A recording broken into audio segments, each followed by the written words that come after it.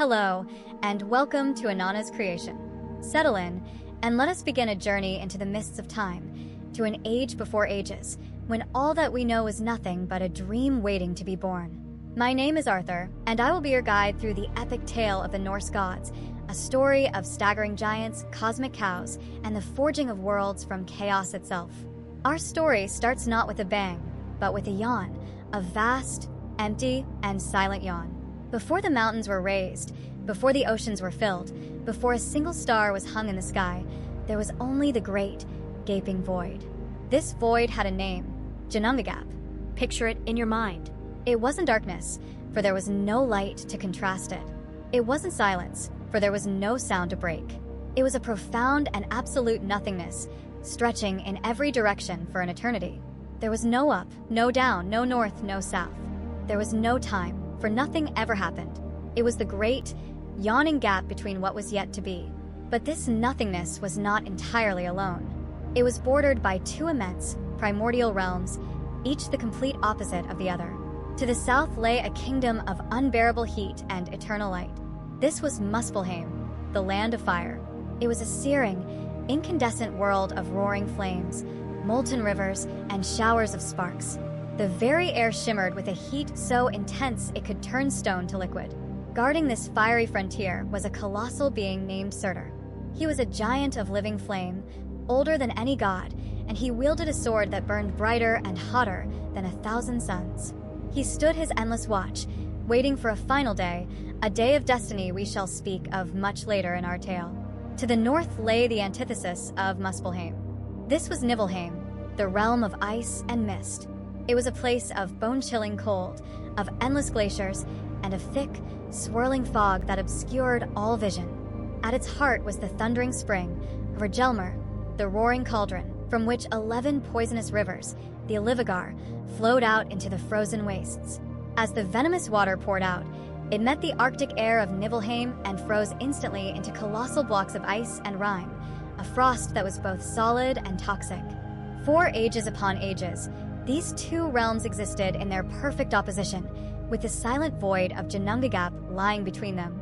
The fires of Muspelheim blazed, and the ice of Niflheim spread, each contained within its own existence. But nothing, not even primordial forces, can remain static forever. The freezing rivers of Niflheim crept ever southward, pushing deeper and deeper into the great void. At the same time, the warm winds and glowing sparks from Muspelheim drifted northward, carrying the breath of the fire land into the gap. And so, in the dead center of Ginnungagap, the impossible happened. The blistering heat of the south met the bitter cold of the north. It was not a violent collision. It was a slow, majestic meeting. As the warm air touched the vast mountains of venomous frost, the ice began to sweat. Great drops of meltwater, neither hot nor cold but lukewarm, began to fall through the void. They were energized by the power of Muspelheim and shaped by the ancient ice of Niflheim. Drop by drop, molecule by molecule, these primordial waters began to coalesce. They swirled and gathered in the emptiness, and slowly, over an immeasurable span of time, they formed a shape. A form began to emerge from the cosmic dew, a figure of unimaginable size. This was the first living being in all of creation. It was not a god, nor was it a man. It was a giant, the ancestor of all giants to come. His name was Ymir. He was a creature of chaos, formed from the raw, untamed elements of fire and ice. He was vast, larger than any mountain that would ever be, and within him was the potential for both creation and destruction. As he took shape, he was alone in the void, and in his slumber, he began to sweat. From the sweat of his left armpit, a male and a female giant were born, and from his legs, a six-headed son. These were the first of the frost giants, a race of powerful, often cruel beings who would become the eternal adversaries of the gods. But Ymir, the first father, was hungry. What could sustain such a colossal being in the middle of an empty void? The same cosmic thaw that had given birth to him provided the answer. As more of the frost melted, the drops formed into another shape. This was the shape of a cow, an immense, hornless cow of cosmic proportions. Her name was Audhumla, the primordial nourisher. From her 4 great udders flowed 4 rivers of milk, and it was upon this nourishing flood that Ymir fed and grew strong. So now there were 2, the great giant Ymir, and the cosmic cow Audhumla. While Ymir was content to drink the endless supply of milk and sleep, Audhumla also grew hungry. She looked around the vast emptiness and saw only the great blocks of salty, frozen rime that had flowed from Nibelheim. For her, this was sustenance. She began to lick the massive ice blocks. For a full day, she licked at the salt and the frost. As the first evening fell, something miraculous appeared where her tongue had been working. It was the hair of a man, emerging from the ancient ice. Audhumla returned the next day, her great, rough tongue continuing its work, licking away at the salty frost. By the end of the second day, a man's entire head had been revealed. He was handsome and strong, his features carved from the ice itself. On the third day, Audhumla licked the ice until the whole man was free. He stood tall and powerful in the great void, the first being who was not born of chaos and giants. He was the very first of the gods.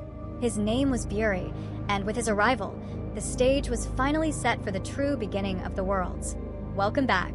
I'm Arthur, and our story continues in the vast, misty expanse of Ginnungagap. When we last spoke, the first of the gods, a being named Vili, had just been freed from an ancient prison of ice by the cosmic cow, Audhumla. He was a new kind of being in the void, a stark contrast to the hulking, chaotic form of the giant Ymir and his monstrous offspring. Where the giants were born of pure, untamed elements, Vili was born of shape and purpose. He was handsome, powerful, and contained within him the seed of a new order. For a time, the void was a strange and crowded place. Ymir and his brood of frost giants grew in number, their rough laughter and brutish actions echoing in the emptiness. Audhumla, the great cow, continued to nourish them all, a placid, life-giving force amid the growing chaos. And Vili, the first god, walked alone, observing. In time, he fathered a son, though the old tales don't tell us how. Perhaps he willed him into existence, a son born from the same divine essence as himself. This son was named Bor. Bor was strong and wise like his father, and he too saw the untamed wildness of the giants and felt that this primordial soup of a universe was incomplete. To the north, among the children of Ymir, was a giant of some renown named Bolthorn. He had a daughter named Besla. She was unlike many of her kin. While she possessed the fierce strength and resilience of the giants, she also had a wisdom and a grace that was rare among them. Bor, the son of the first god, looked upon Besla, the daughter of a giant, and saw a kindred spirit. They came together in a union that would change the destiny of the cosmos, the first joining of the divine line of the gods with the elemental might of the giants. This mixing of bloodlines, this balance of order and chaos, would become a defining feature of the gods for all time. From this monumental union, 3 sons were born, 3 brothers, half god and half giant, who carried within them the ambition of their father and the strength of their mother. The first and eldest was Odin. Even from his birth, there was an intensity about him, a searching in his eyes. He possessed a thirst for knowledge and power that was boundless. He saw not just what the world was, but what it could be. The second son was named Vili. Vili was the spirit, the will. He could inspire passion, consciousness, and understanding. The third and youngest son was Vi. Vi was the one who gave form and sacredness. He represented the senses, the outer appearance, and the connection to the holy places that were yet to be made. Together, these 3 brothers, Odin, Vili, and Vi, represented a new and potent force in Ginnungagap. They grew to maturity in a world that was becoming dangerously overpopulated. Ymir, the first giant, was a being of endless, mindless creation. He was a force of nature, not a king. His children and their children multiplied, and the void was no longer silent. It was filled with the giants' crude conflicts and their insatiable hunger. The brothers watched as this chaotic race threatened to consume all of creation before it had even truly begun. There was no beauty, no law, no meaning. There was only the raw, churning existence of the giants. Odin, with his far-seeing wisdom, knew this could not last. He, Vili, and Vi felt a deep-seated calling to create, to build, to bring order to the chaos. But as long as Ymir existed, it was impossible. The colossal giant was the very source of the chaos they sought to tame. His presence was all-consuming, his existence the anchor for all the disorder in the void. And so, the three brothers came to a grim and universe-altering conclusion. To build a new world, they first had to destroy the old one. To create life, they first had to commit a great and terrible act of death. They resolved to kill the first living being, their own distant ancestor, the giant Ymir. They approached the slumbering giant. He was a mountain of flesh, his snores like avalanches, his breath like a frozen storm. The battle that followed was of a scale we can barely comprehend. Three beings of immense power, half god and half giant, against the progenitor of all giants. Odin, Vili, and Vi fought with a desperate, creative fury. They were not just fighting a physical foe, they were fighting the very concept of chaos itself. They struck at the giant with all their might, and though Ymir was ancient and powerful, he was a creature of brute force, not strategy. The three brothers, with their combined wisdom, will, and power, were finally able to overwhelm him. They drove a mighty spear, forged of their own will, deep into the heart of the great giant. The blow was fatal. As Ymir fell, a cry of agony and surprise shook the foundations of the formless void, and from his countless wounds, a torrent of blood erupted. It was not a stream or a river, it was a deluge. A great, crimson flood of cosmic proportions poured out from the fallen giant. The blood filled Ginnungagap, a red tide that rose with impossible speed. The frost giants, Ymir's own children, were caught completely by surprise. They were swept up in the cataclysmic flood, their strength useless against the overwhelming torrent. They drowned by the hundreds, by the thousands, their chaotic lives extinguished by the very lifeblood of their own creator. The entire race of frost giants was washed away in that great flood, their existence erased in a matter of moments. All of them perished. All except for two. One giant, a grandson of Ymir named Bergelmir, had the foresight to see what was happening. He found a large, hollowed-out tree trunk, a makeshift boat, and pulled his wife inside with him. Together, they rode out the bloody tide, floating upon the grim ocean that had consumed their entire race. They alone survived to land on a distant shore, and from them, a new race of giants would eventually be born, a race that would carry an eternal grudge against the gods who had slain their ancestor. Back in the now quiet void, the great flood receded. The three brothers, Odin, Vili, and Vi, stood in the silence, their monumental task complete. Before them lay the reason for their actions, the tool for their ultimate creation, the colossal corpse of Ymir. His body was larger than imagination, an entire world's worth of raw material. The first war was over. The age of chaos had ended. Now, standing over the remains of their vanquished foe, the brothers prepared to begin the greatest act of creation the cosmos would ever know. Welcome back. This is Arthur, and our tale resumes in the immediate aftermath of the First Great War. The giant Ymir, the primordial being of chaos, lies slain, and the three brother gods, Odin, Vili, and Vi, stand victorious. The vast, empty void of Ginnungagap is no longer empty. It is a silent, solemn space, holding the colossal remains of what was once the only life within it. But for the brothers, this was not an end. It was the raw material for a beginning. They looked upon the immense body of the fallen giant not as a casualty of war, but as a quarry of infinite potential, the clay from which they would sculpt a new and ordered reality. Their first task was a labor of unimaginable scale. They had to move the body of Ymir into the very center of the Ginnungagap void. Together, the three gods, combining their divine strength, heaved and strained, dragging the mountain of a corpse to the place where all things would begin. Once positioned, they began their grand and gruesome work of cosmic craftsmanship. They started with the flesh. With their divine power, they tore and shaped the soft tissues of Ymir's body, spreading it out to form the solid ground of a new world. Where the flesh was smooth and deep, they created the vast, rolling plains and the fertile lowlands. Where it was sinewy and tough, they formed the rugged, rocky soil. This would be the earth, a foundation for all life to come. Next, they turned to the blood that had pooled in the great cavities of the void. They gathered this crimson fluid and poured it out to create the world's waters. The deepest pools became the great oceans, vast and powerful. The thinner streams they channeled into winding rivers, and the smaller pockets of blood they shaped into the placid lakes.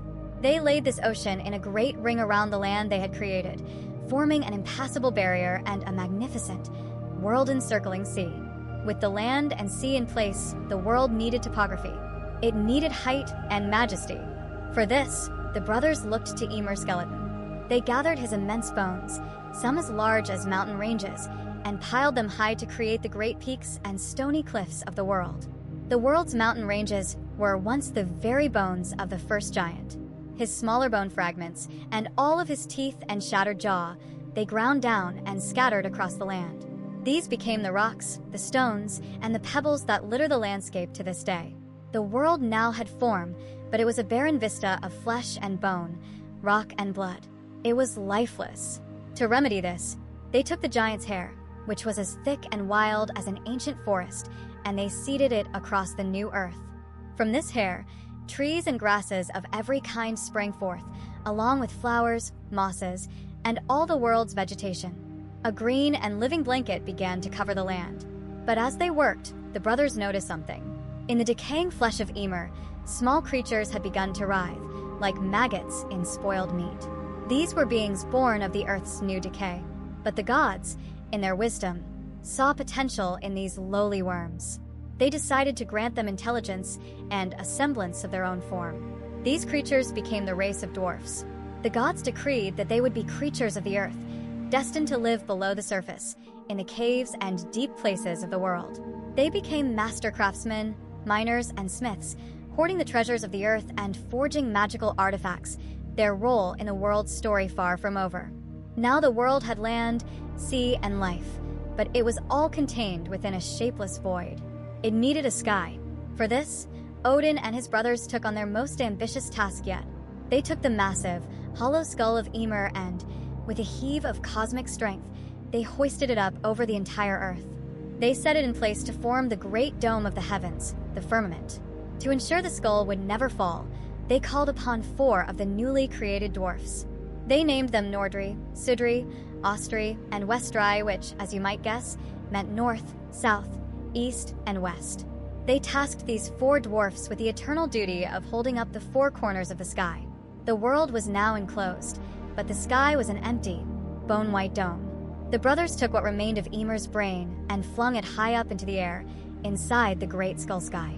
The soft gray matter scattered and drifted, forming the first clouds, which would forever wander the heavens, driven by winds not yet born. The world was almost complete. It was a vast and beautiful place, but the gods knew it was also dangerous. They worried about the new race of giants, the descendants of Bergelmir, who they knew would one day return seeking vengeance. They decided to create a safe haven, a fortified place where a special race they planned to create could live in peace. Around the very center of the world, they built a great defensive wall. For this wall, they used the most curious of materials, the great, bushy eyebrows of Ymir. This fortified circular realm they named Midgard, which means the middle enclosure. It was the place destined for humankind. The wild and untamed lands outside the walls of Midgard, along the shores of the great ocean, they designated as a place for the giants. This land was called Jotunheim, the home of the giants. Let them have the harsh coasts and the cold mountains, the gods decided, so long as Midgard remained safe. And so their work was done. A world had been raised from the body of a dead giant. Mountains of bones stood tall, covered by forests of hair. Oceans of blood lapped against shores of flesh. A sky made from a skull arched over it all, held in place by dwarfs and filled with clouds of brain matter. The gods looked upon their creation with pride. They had brought order from chaos. They had forged a home from a war. But the new world sat in a profound and deep silence, bathed in a dim, gray twilight that emanated from no source. There was no sun, no moon, no stars. The work of creation was not yet finished. Hello again. It's Arthur, here to continue our journey into the Norse beginning. We left off with a world fully formed, a masterpiece of cosmic engineering forged from the body of a giant. Mountains, oceans, forests, and plains all lay in their proper places under a great skull dome of a sky. Yet this new creation was incomplete. It was a world of shapes without color, of existence without time. It sat in a perpetual, silent twilight, waiting for the one thing it lacked most: light. Odin and his brothers, Vili and Vili, looked upon their dark creation and knew their work was not yet finished. To bring light to the world, the gods turned their gaze back to one of the 2 primordial realms, the land of fire, Muspelheim. They journeyed to the border of that ever-burning kingdom and, with great care, they gathered the fiery sparks and glowing embers that flew from the sword of the giant Surtur. They collected these pieces of raw, untamed fire, some as small as dust motes, others as large as glowing boulders. They carried this celestial fire into the center of their new cosmos, ready to give it purpose. The smallest, most numerous sparks they took and flung high into the dome of the sky. They scattered them across the dark vault of Ymir's skull, setting them in place to be the stars. Some they arranged in great patterns and constellations, celestial signposts for the ages to come. For the first time, the darkness was punctuated by 1,000 points of cold, distant light. It was beautiful, but it was not enough to warm the new world. For that, they needed something more. They took the two largest embers, two magnificent chunks of Muspelheim's fire, and carefully shaped them. They crafted one into a perfect, blazing orb of radiant heat and breathtaking light. This they named Sol, the sun. The other they fashioned into a gentler, more serene globe that shone with a soft, silvery luminescence. This they named Mani, the moon. They placed these two magnificent creations in the sky, but a problem quickly became apparent. The sun and moon hung stationary in the heavens, unmoving. One half of the world was scorched by perpetual daylight, while the other was locked in an unchanging, starlit night. There was no rhythm, no passage of time. The gods needed a way to set these celestial bodies in motion. The solution came, as it often does in these old tales, from the hubris of a mortal. There was a man in Midgard. How he came to be is a story lost to time, named Mundulfari. He had two children who were so astonishingly beautiful that, in a moment of paternal pride, he named his daughter Sol after the new sun and his son Mani after the new moon.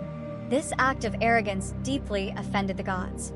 To them, it was an insult to name mere mortals after their cosmic creations. As a punishment for his vanity, they snatched the two children away from their father and took them up into the heavens. They decreed that the beautiful Sol would be given the eternal task of driving the chariot of the sun. They built for her a magnificent carriage and harnessed to it two powerful horses, Arvik and Alsvid, Earlywaker and Allswift.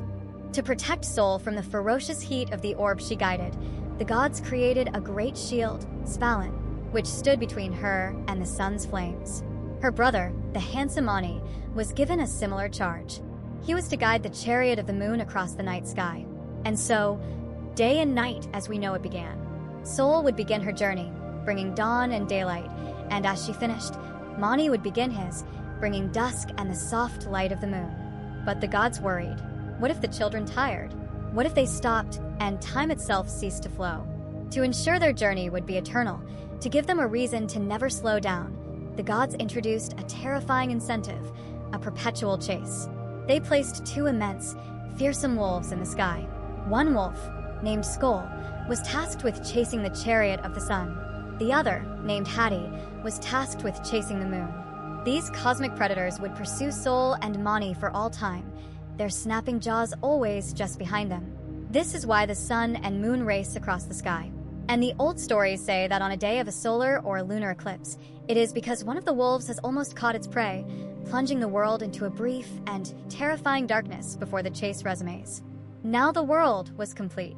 It was lit and alive, with the cycles of day and night marking the steady passage of time. The sun warmed the soil, and the plants grew. The tides of the ocean followed the path of the moon. The world was ready for its intended inhabitants. One day, the three brothers, Odin, Vili, and Vi, were walking along the sandy shoreline of the great ocean. There, washed up on the beach, they found two lifeless pieces of driftwood. One was from an ash tree, the other from an elm. They were nothing but inert wood, without spirit or form. The gods stopped and looked at the two logs. Here, Odin realized, was the final piece of their creation. They would not build people from clay or stone, but from the wood of the world itself. The three brothers gathered around and decided to bestow upon the wood three sacred gifts. Odin, the eldest, the Allfather, went first. He leaned down and breathed into the logs. He gave them the gift of spirit, the breath of life. The wood was no longer inert. It now possessed a soul. Next came Vili. He touched the two forms and granted them the second gift, consciousness and understanding. He gave them a mind with which to think, to feel, and to reason. He gave them the power of movement and the spark of intelligence. Finally, Vi came forward and bestowed the third and final gift. He gave them form and the senses. He shaped the wood into the likeness of gods, gave them the power of speech with which to communicate, the gift of hearing with which to learn, and the gift of sight with which to behold the beautiful world that had been built for them. And in that moment, under the light of the new sun, the two logs were transformed. They became the first man and the first woman. The man, born from the ash tree, they named Ask. The woman, born from the elm tree, they named Embla. They were the parents of all humanity to come. Odin, Vili, and Vi presented them with the entire realm of Midgard as their home. They were to live there, to grow, and to fill the world with their children. Ask and Embla stood together on the shore, the first two humans looking out at their new home. The sun was warm on their skin, the sound of the ocean waves filled their ears, and a world of endless wonder lay before them. The age of creation was over. The age of humanity had just begun. Welcome back. I'm Arthur. Our story so far has been one of grand, cosmic creation. We have seen a world born from a giant's corpse, the sky lit by captured fire, and the first two humans, Ask and Embla, taking their first breath in their new home of Midgard. The gods had built a home for humanity, but they themselves were without one. They were beings of the cosmos, but they needed a place of their own, a fortress, a sanctuary, a celestial kingdom from which they could watch over the 9 worlds that were taking shape. And so, Odin and his brothers decreed that they would build their own realm in the heavens, a mighty stronghold called Asgard, the enclosure of the Aesir. They envisioned a place of breathtaking beauty and impossible strength, with glittering halls, golden towers, and fields of eternal green. But a kingdom, especially one bordering the wild realms of giants, is nothing without a strong defense. They needed an impenetrable wall, a fortification so mighty that no army could ever breach it. As they contemplated this monumental task, a stranger appeared among them. He was a master builder, he claimed, a mason of unparalleled skill. He approached the gods with an extraordinary proposition. He offered to build them a wall, a fortification so high and so strong that it would be impervious to any attack from the giants of Jotunheim. The gods were intrigued. They asked him the timeline for such a task. The builder's answer was astonishing. He would complete the entire wall in just 3 seasons. The gods scoffed, believing it to be impossible. But then, the builder named his price, and their amusement turned to shock. If he completed the wall within the agreed-upon time, he demanded 3 things in payment: the sun, the moon, and the hand of the beautiful goddess Freya in marriage. The price was unthinkable. To lose the celestial bodies would plunge the worlds into eternal darkness and cold. To give up Freya, the goddess of love and beauty, was a loss too dear to even consider. The gods were ready to dismiss the builder outright. But then, a voice, smooth and persuasive, spoke up among them. It belonged to Loki. Loki was a curious figure, a giant by birth but a friend to Odin, living among the Aesir as one of their own. He was handsome and silver-tongued, but his mind was a labyrinth of mischief and cunning. He was a trickster, a shapeshifter, and his loyalty was often only to himself. Loki urged the gods to reconsider. The task is impossible, he argued with a sly grin. No single man could ever build such a wall in so short a time. Let us agree to his terms, but with one condition. He must do it all by himself, with no help from any other man. He will fail, of course, but not before he has built a good portion of our wall for free.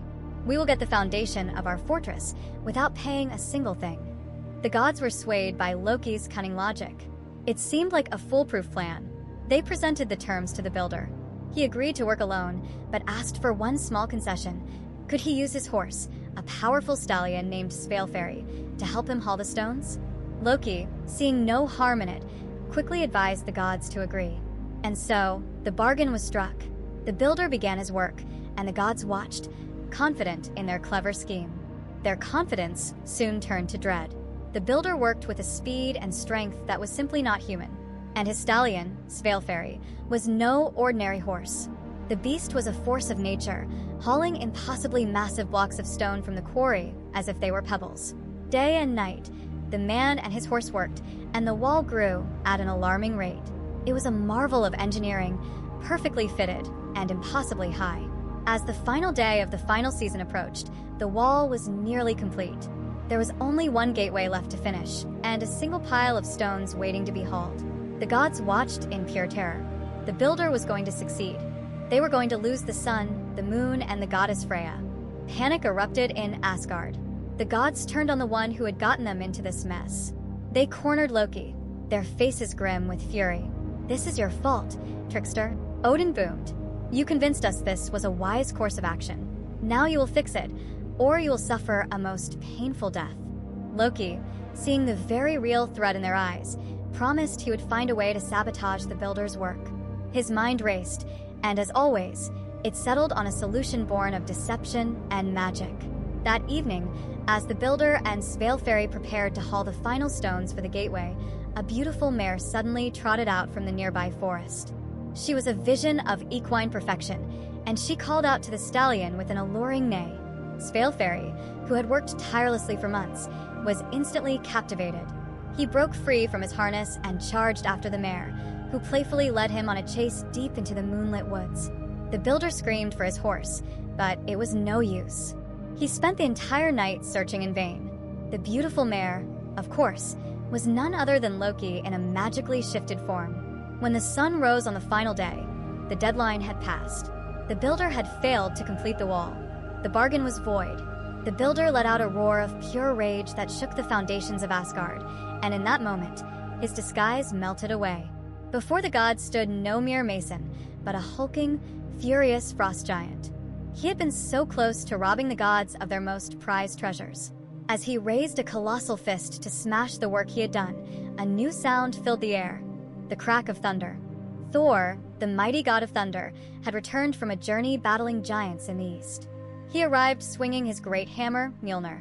Seeing the enraged giant in the heart of Asgard, Thor did not hesitate. He paid the builder the only wages a giant would ever receive in Asgard: a single, crushing blow from his hammer. The giant's skull shattered, and the threat was ended. Some time later, Loki finally returned to Asgard. He seemed embarrassed but also proud. With him, he brought a gift for Odin. It was a small, gray colt with 8 legs. This was Sleipnir, the child of Loki's trickery and the mighty stallion Svalfari.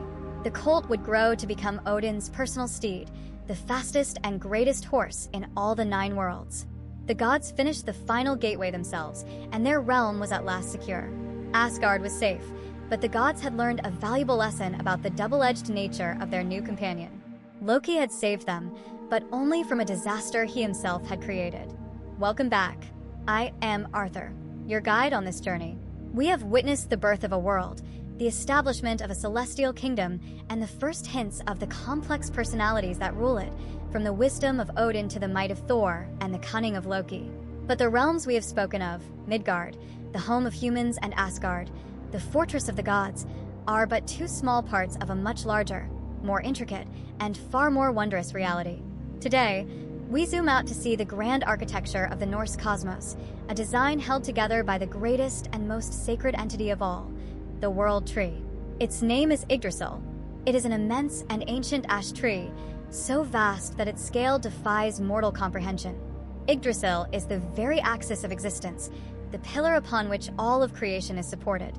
Its branches stretch up past the highest mountains of Asgard, scraping the very top of the universe, and its leaves are so numerous that they outnumber the stars. Its mighty trunk is the pathway between realms, and its 3 great roots delve deep into the fabric of time and space, anchoring the cosmos and drawing nourishment from 3 sacred wells. The health of Yggdrasil is the health of the universe itself. If it were ever to tremble, all of creation would tremble with it. The first of its 3 great roots reaches deep into the heart of Asgard, the realm of the gods. Beneath this root lies the most sacred of all places, the Well of Ord. This is the well of fate, and its waters are so pure and holy that anything that touches them becomes as white as the inside of an eggshell. Here, by the side of the well, dwell the 3 most powerful beings in the cosmos, beings whom even Odin must obey. They are the Norns, the weavers of destiny. Their names are Ord, who represents all that has been, Verdandi, who represents all that is now coming to be, and Skuld, who represents all that shall be. Every day, they draw water from the well and gather the rich soil around it to nourish the Asgard root of the tree, ensuring its vitality. And every day, they sit and weave the tapestry of fate for all beings, humans, giants, dwarfs, and even the gods themselves. The second great root of Yggdrasil burrows deep into Jotunheim, the land of the giants. This root draws its life from another mystical spring, the Well of Mimir. This is the well of knowledge and wisdom. Its waters hold the secrets of the universe, the memory of all things past, and the understanding of all things to come. The well is guarded by a wise and ancient being, a disembodied head named Mimir, who drinks from its waters every day. The knowledge contained within is so profound and so powerful that it comes at a great price, a price that Odin himself will one day be desperate enough to pay. But that is a story for another time. The third and final route plunges down into the deepest and darkest of the primordial realms, the icy fog of Niflheim. Near this root bubbles the oldest of all springs, Hvergelmir, the roaring cauldron, from which all the rivers of the worlds are born. But this root is in constant peril, for coiled around its base, in the perpetual darkness, lies a monstrous and malevolent creature. It is the great dragon serpent, Nhggr, the Malice Striker. Day and night, he and countless other serpents gnaw relentlessly at the root, trying to poison it, chew through it, and bring the entire world tree crashing down into ruin. This constant, unseen struggle between the Norns' nourishment and Nhggr's destruction represents the eternal battle between order and chaos that underpins the entire universe. The tree itself is far from empty. It is a vertical world teeming with life. At the very highest branch, so high that the gods in Asgard look like ants below, sits a great and wise eagle who sees all that happens. Between the eagle's eyes sits a hawk named Verfilnir, observing everything with an even keener gaze. And running up and down the immense trunk is a creature of pure mischief, a squirrel named Ratatoskr. His name means drill tooth, and his only purpose is to sow discord. He scurries from the serpent Nhggr at the root to the great eagle at the top, carrying insulting messages and gossip between them, ensuring they remain bitter enemies. Ratatoskr is the embodiment of the friction and strife that is necessary for the universe to function. Within the branches and roots of this great tree lie the 9 worlds, the realms of existence. In the highest branches, closest to the light, are the celestial realms. We know Asgard, home of the Asir gods. Nearby is Vanaheim, the home of their sister tribe, the Vanir gods, who are masters of nature, fertility, and prosperity. And also among the high branches is Alfheim, the radiant home of the light elves, beautiful beings who are said to be fairer than the sun. In the middle, clustered around the great trunk, are the worlds connected to the earth. We know Midgard, the Middle-earth, the realm of humanity. Surrounding it is Jotunheim, the wild and rugged home of the giants. And deep within the soil and rock of Midgard lies another world, Svartalfheim, the home of the dwarfs and the dark elves, the master craftsmen who dwell in subterranean halls. Finally, in the depths around the lowest roots, are the primordial worlds. We know Muspelheim, the land of fire, and Niflheim, the land of ice. And deep beneath the earth is the third dark realm, Helheim. This is the realm of the dead, a gloomy, somber place ruled by Loki's daughter, the goddess Hel. This is not a place of punishment, but simply the final destination for all those who die of sickness or old age, rather than a glorious death in battle.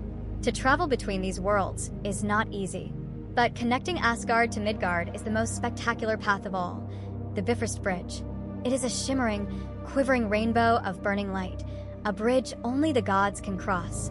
And at its highest point, where it meets the gates of Asgard, stands the fortress Himinjorg, the home of the ever-vigilant god Heimdall. He is the guardian of Asgard, born of 9 mothers. His hearing is so keen he can hear grass growing on the earth, and his sight is so sharp he can see for hundreds of miles.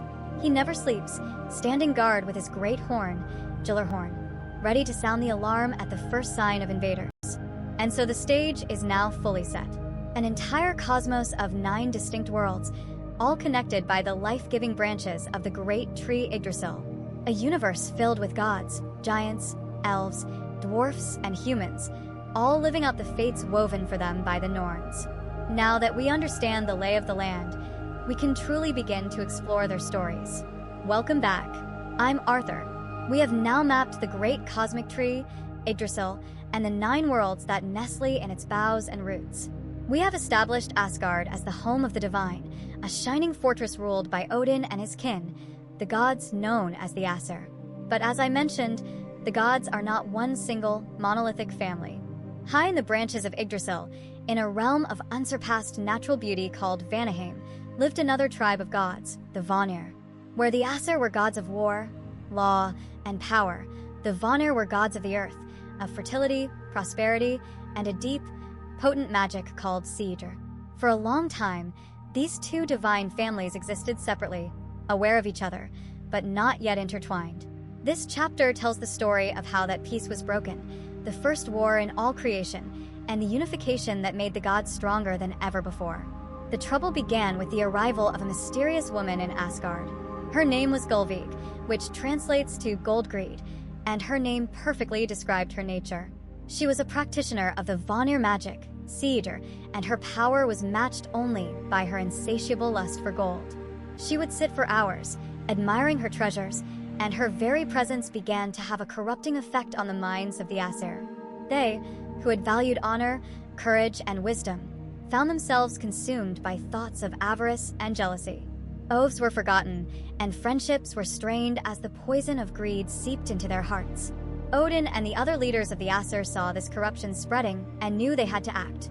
Gullveig, this foreign sorceress, was a threat to the very order they had fought to establish. They seized her, and in their righteous fury, they condemned her to death. They pierced her body with their spears and then cast her into the grate, roaring fire in the center of Odin's hall. The flames consumed her, and the Aesir believed the threat was neutralized. But they had underestimated the power of Vanir magic. From the ashes, Gullveig emerged, reborn, whole, and smiling. Horrified, the Aesir captured her a second time. Again, they thrust their spears into her and threw her into the heart of the fire. And again, just as before, she was reborn from the flames, unharmed. A third time they committed this brutal act, and a third time she rose from the inferno. After this third rebirth, she was given a new name, Air, the Shining One, and her reputation as a powerful and seemingly immortal witch grew. When word of this reached Vanaheim, the Vanir were enraged. The Aesir had not just killed one of their people, they had brutally tortured and executed her 3 times over. They saw it as an act of unwarranted aggression and a deep insult to their entire tribe. They sent messengers to Asgard demanding recompense for their actions. They wanted a great payment of treasure or for some of the Aesir to be offered up for them to worship, to acknowledge the Vanir's power. The Aesir, proud and seeing themselves as the victims of her corrupting magic, flatly refused. And so, the lines were drawn for the first war in creation. To formally begin the conflict, Odin stood before the assembled host of the Aesir and hurled his sacred spear, Gungnir, over the heads of the Vanir army, a ritual to dedicate the enemy to death. The war began. The battle was unlike any seen before or since. The Aesir were unmatched warriors, masters of strategy and combat. Thor's hammer crashed like thunder, and Tyr's sword carved through the Vanir ranks. But the Vanir had their own formidable power. They were masters of magic that the Aesir did not understand. They could crumble fortifications with a word, call upon the forces of nature to fight for them, and ensnare their enemies in illusions. For what felt like an eternity, the war raged. It was a destructive and bitter stalemate. The Aesir would gain ground with their martial might, only to be pushed back by a wave of powerful sorcery. Asgard's walls were breached by Vanir magic, and the beautiful fields of Vanaheim were trampled by Aesir warriors. Both sides suffered greatly, and as the conflict dragged on, a grim realization began to dawn on them. Neither side could truly win. The only outcome would be mutual destruction, leaving both divine families weakened and vulnerable to their common enemies, the giants of Jotunheim. A truce was called. The leaders of both tribes met on a neutral field, weary of the endless fighting. They agreed that they were stronger together than they were apart. To seal this new peace and merge their families into one, they decided to perform a traditional exchange of hostages. Each side would send some of their most respected members to live with the other, ensuring that the peace would be kept. The Vanir sent their finest. They chose Njord, the wise and wealthy god of the sea and winds, and his 2 magnificent children. His son was Freyr, the lord of sun and rain, who brought prosperity and good harvests. His daughter was the breathtakingly beautiful Freya, a master of cedar magic, the goddess of love, fertility, and war. In return, the Aesir sent 2 of their own. The first was a god named Honir. He was tall, handsome, and looked every bit the part of a noble leader. The second was the wisest of all the Aesir, the being known as Mimir, whose knowledge was so vast it was he who was entrusted to guard the Well of Wisdom. At first, the Vanir were pleased. Honir was made a chieftain among them, but they quickly discovered a problem. Whenever they asked Honir to make a decision or offer counsel, he would only give a non-committal answer like, "Well, let others decide."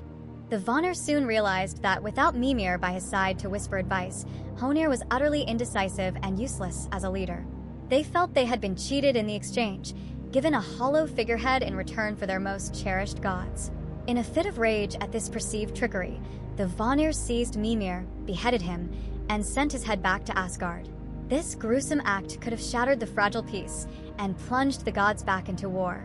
But Odin's response was one of wisdom, not wrath. He took the head of his wise friend, rubbed it with preserving herbs, and chanted ancient spells over it.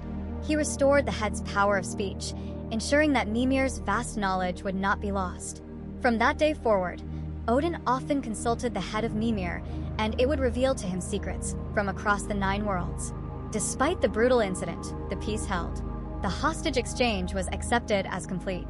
Jord, Freyr, and Freya were welcomed into Asgard and became beloved members of the Aesir pantheon. Freya, in an act of ultimate reconciliation, taught the secrets of her powerful seed or magic to Odin himself, greatly increasing his power. The 2 tribes of gods were finally united into a single, powerful family, their combined strengths making them far greater than they had ever been apart. The first war was over, and the golden age of the gods could truly begin. Welcome back. I am Arthur. The gods are now a united family, a powerful pantheon of Aesir and Vanir dwelling together in the splendor of Asgard. Their golden age has begun. But any family, any kingdom, needs a leader. And at the head of the Norse gods sits the most complex, driven, and mysterious figure of them all, Odin, the Allfather. He is the god of war, but also of poetry. He is the king of the gods, but often wanders the worlds in the disguise of a humble old man. He is a god of life and creation, but also the lord of the slain who feast in his great hall. To understand the stories that are to come, we must first understand their central character. And to understand Odin, you must understand his one, all-consuming passion, the relentless, insatiable pursuit of knowledge for which no price is too high. Odin's quest is not born of simple curiosity. It is born of a terrible burden. From his high throne in Asgard, Yggdrasil, he can see all that transpires across the 9 worlds. He has communed with the preserved head of Mimir and learned the secrets of the Vanir's seed or magic from Freya. All of this knowledge has shown him a dark and unavoidable truth. The gods are not immortal. Their golden age will not last forever. A final day is coming, a day of doom called Ragnarok, when the giants will rise, the great wolf Fenrir will break his chains, and the forces of chaos will wage a final war that will see the destruction of the gods and the world itself. This knowledge haunts Odin. Every action he takes, every secret he uncovers, is part of a desperate, cosmic chess match against a fate he knows he cannot prevent, but which he hopes to delay or perhaps survive. His first great sacrifice for this knowledge took him to the second root of the world tree, deep in the land of the giants. He sought out Mimir's well, whose waters held the wisdom of the ages. At that time, Mimir was still whole, the wise and ancient guardian of his own well. Odin approached him and asked for a single drink from the sacred waters. Mimir, whose own wisdom came from the well, looked at the king of the gods and knew the depths of his desire. He refused, saying that the price for such knowledge was steep. Odin, his thirst for wisdom overriding all else, asked him to name the price. Mimir's demand was shocking. He demanded that Odin sacrifice one of his own eyes and place it in the well as payment. For any other being, this price would have been unthinkable. But Odin did not hesitate. The loss of physical sight was a small price to pay for the gift of true understanding. He looked at his reflection in the water, took a deep breath, and gouged out his own left eye. He dropped the bloody orb into the depths of the well, where it sank and remained for all time, a permanent offering. Mimir, honoring the bargain, filled the great horngular horn with water from the well and offered it to the one-eyed god. Odin drank it all in one long draught. In that moment, the secrets of the cosmos flooded his mind. He understood the intricate workings of creation, the memories of the distant past, and the prophetic echoes of the future. He returned to Asgard with a new, profound wisdom, but forever marked by his sacrifice, his face now that of a grim, one-eyed seeker who had paid for his knowledge with a part of himself. Yet even this was not enough. Odin learned of another, deeper form of magic, a secret power that lay hidden in the very fabric of creation, the runes. The runes were not mere letters for writing. They were symbols of fundamental cosmic forces. To know the runes was to know the spells that could heal the sick, blunt an enemy's blade, calm the sea, and even communicate with the dead. But this knowledge was not held by any guardian and could not be bought. It could only be taken, seized by one who proved themselves worthy through the ultimate ordeal. To gain this final prize, Odin knew he had to make a sacrifice not just of a part of himself, but of his entire being. He journeyed to the great trunk of Yggdrasil, took up his own spear, Gungnir, and pierced his side, wounding himself just as he would an offering. Then, he hanged himself from a great branch of the world tree, dangling over the abyss. For 9 days and 9 nights he hung there, a sacrifice of a god to himself. He took no food, no water, no mead from his fellow gods. He suffered in silence, buffeted by the cosmic winds, staring down into the darkness, his mind hovering between life and death. In the final, agonizing moments of his ordeal, as his life was about to fade completely, his sacrifice was answered. Deep below, in the patterns of the branches and the ripples of the well of Ord, the shapes appeared to him. The runes revealed their secrets. With a final, guttural scream that echoed across the 9 worlds, he comprehended them all. His ordeal was complete. He fell from the branch, not dead, but reborn, infused with the power of runic magic. These 2 acts define the Allfather. He is the one-eyed god who sees farther and deeper than any other. He is the hanged god who has died and been reborn to master the deepest magic. His entire existence is now dedicated to gathering intelligence for the war he knows is coming. Every morning, he sends his 2 ravens, Hugin and Munin, thought and memory, out into the 9 worlds. They are his spies, and they fly over every land, returning at dusk to perch on his shoulders and whisper every secret they have learned into his ears. In his great hall, he is flanked by 2 great wolves, Jerry and Freki. Odin himself does not eat, for his mind is focused on higher things. He gives all the meat from his table to his wolves, sustaining himself only on the mead of poetry and wisdom. He is a king forever preparing, a god who has paid the ultimate price for the knowledge of his own destruction. Welcome back. This is Arthur. In our last chapter, we delved into the mind of Odin, the Allfather, a god of secrets, sacrifice, and brooding wisdom, who shoulders the burden of a terrible prophecy. He is the king and the strategist, the seeker of knowledge who plays a long and desperate game against fate itself. But a king cannot defend a realm alone. While Odin schemes and gathers knowledge, the 9 worlds need a protector, a champion. They need a shield, a strong arm, and a straightforward hero to stand against the ever-present threat of chaos. That hero is Odin's most famous son, the mighty Thor. Where Odin is complex, Thor is simple. Where Odin is the god of magic and mystery, Thor is the god of the storm, of strength, and of thunder. He is the son of the Allfather and Jord, the goddess of the earth, and he inherited the sky's fury from his father and the unbreakable strength of the earth from his mother. With his fiery red beard, his booming voice, and his eyes that spark with lightning when he is angered, Thor is the embodiment of a warrior. He has little time for the intricate plots or philosophical riddles that occupy his father. Thor's view of the world is clear and direct. There is right, and there is wrong. There is the order of Asgard and Midgard, and there is the chaos of the giants. His purpose is to stand between them and smash any threat that arises. He is beloved by the gods and by the people of Midgard, who see him not as a distant, scheming king, but as their personal defender. He is boisterous, honest, and fiercely loyal to his friends and family. He loves a good feast, a deep horn of mead, and above all else, a good fight. While his temper is legendary and can flare up with the sudden violence of a summer storm, it also passes just as quickly. He is not a god who holds a grudge, unless you are a giant, in which case his grudge is eternal. In Asgard, he lives with his beautiful wife, the golden-haired goddess Sif, and their children in a great hall called Bilskirnir, which means lightning scraper. It is the largest single building in all of Asgard, with 540 rooms. testament to his power and importance. It is a hall that welcomes not just gods, but also the honest, hard-working people of Midgard after their death, for Thor is the champion of the common man. But Thor's true power, the source of his legendary status as the bane of all giants, comes from 3 magical treasures, items of such power that they make him nearly invincible. The first and most famous is his weapon, the mighty warhammer Mjolnir. Forged in the heart of a dying star by the most skilled dwarf smiths, Mjolnir is the most powerful weapon in the 9 worlds. It is a symbol of both destruction and protection. When swung, it can level mountains. When thrown, it crackles with lightning, never misses its target, and magically returns to Thor's hand, no matter how far it has traveled.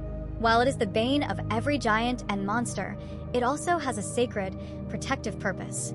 It is used to hallow things, to make them holy.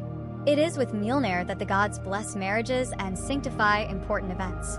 Its only physical flaw, a result of Loki's meddling during its creation, is that its handle is slightly shorter than it should be, but this in no way diminishes its devastating power. Thor's second treasure is a magical belt called Meggingjord, the Belt of Strength. Thor is already the strongest of all the gods, but when he fastens this belt around his waist, his already immense, earth-shaking strength is instantly doubled. When he is wearing this belt and wielding his hammer, his power is truly terrifying to behold. The third item is a pair of iron gauntlets, great iron gloves named Jarngrapr. The power of Mjolnir is so immense, its returning force so powerful, that not even a god as strong as Thor can wield it barehanded. He must wear these iron gauntlets to safely catch and handle his mighty hammer. With these 3 items, the hammer, the belt, and the gauntlets, Thor is a complete and unstoppable fighting force, the ultimate weapon of the gods.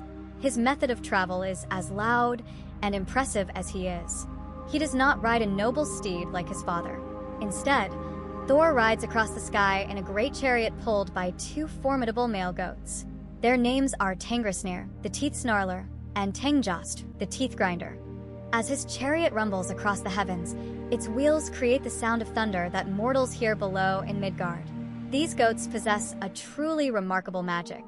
Thor is a god of enormous appetites, and on his long journeys through the worlds, he often finds himself in need of a meal. When this happens, he can slaughter his 2 goats, cook them in a great pot, and share a feast of their meat. But he gives one strict instruction to anyone who shares the meal: not a single bone must be broken.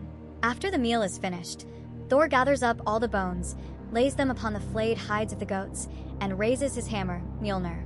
He sanctifies the remains, and in a flash of lightning, Tangrisnir and Tangjoster are instantly resurrected, whole and healthy, ready to pull his chariot once more. This is Thor, the thunderous, goat-driving, hammer-wielding son of Odin. He is the unwavering shield that protects the ordered worlds from the endless onslaught of giants and monsters. While his father fights a battle of wits and prophecy, Thor fights the physical war. He is the champion the worlds need, a force of nature whose simple, direct, and overwhelming strength is just as vital to the survival of the gods as Odin's most complex and secret plans. He has a simple mission: to protect, to defend, and to smash that which is evil. And it is a mission he will carry out until the final day of Ragnarok, when he is fated to face his ultimate nemesis, the great world serpent, Jormungandr. Welcome back. I am Arthur.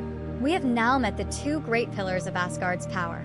We have explored the mind of Odin, the wise Allfather, who sacrifices all for the knowledge to forestall a coming doom. And we have stood in the presence of his son Thor, the mighty thunderer, whose simple strength is the shield that protects the ordered worlds. But there is a third figure who stands alongside them in importance, a being who is neither a pillar of wisdom nor a shield of strength. He is the crack in the foundation, the wild card, the agent of chaos whose cleverness is as indispensable to the gods as it is dangerous. He is the handsome, silver-tongued, and utterly unpredictable god of mischief, Loki. To understand Loki, you must first understand that he is not one of the Aesir or Vanir by birth. He is an outsider. Loki is the son of 2 giants, and the blood of the god's sworn enemies flows through his veins. The only reason he lives in Asgard and is counted among the gods is that long ago, in the early days of the world, he and Odin performed a sacred ritual and swore an oath to become blood brothers. Because of this oath, Odin gave him a place in Asgard, and the other gods, for Odin's sake, tolerate him. But he is and always will be an outsider, and this perspective fuels his actions.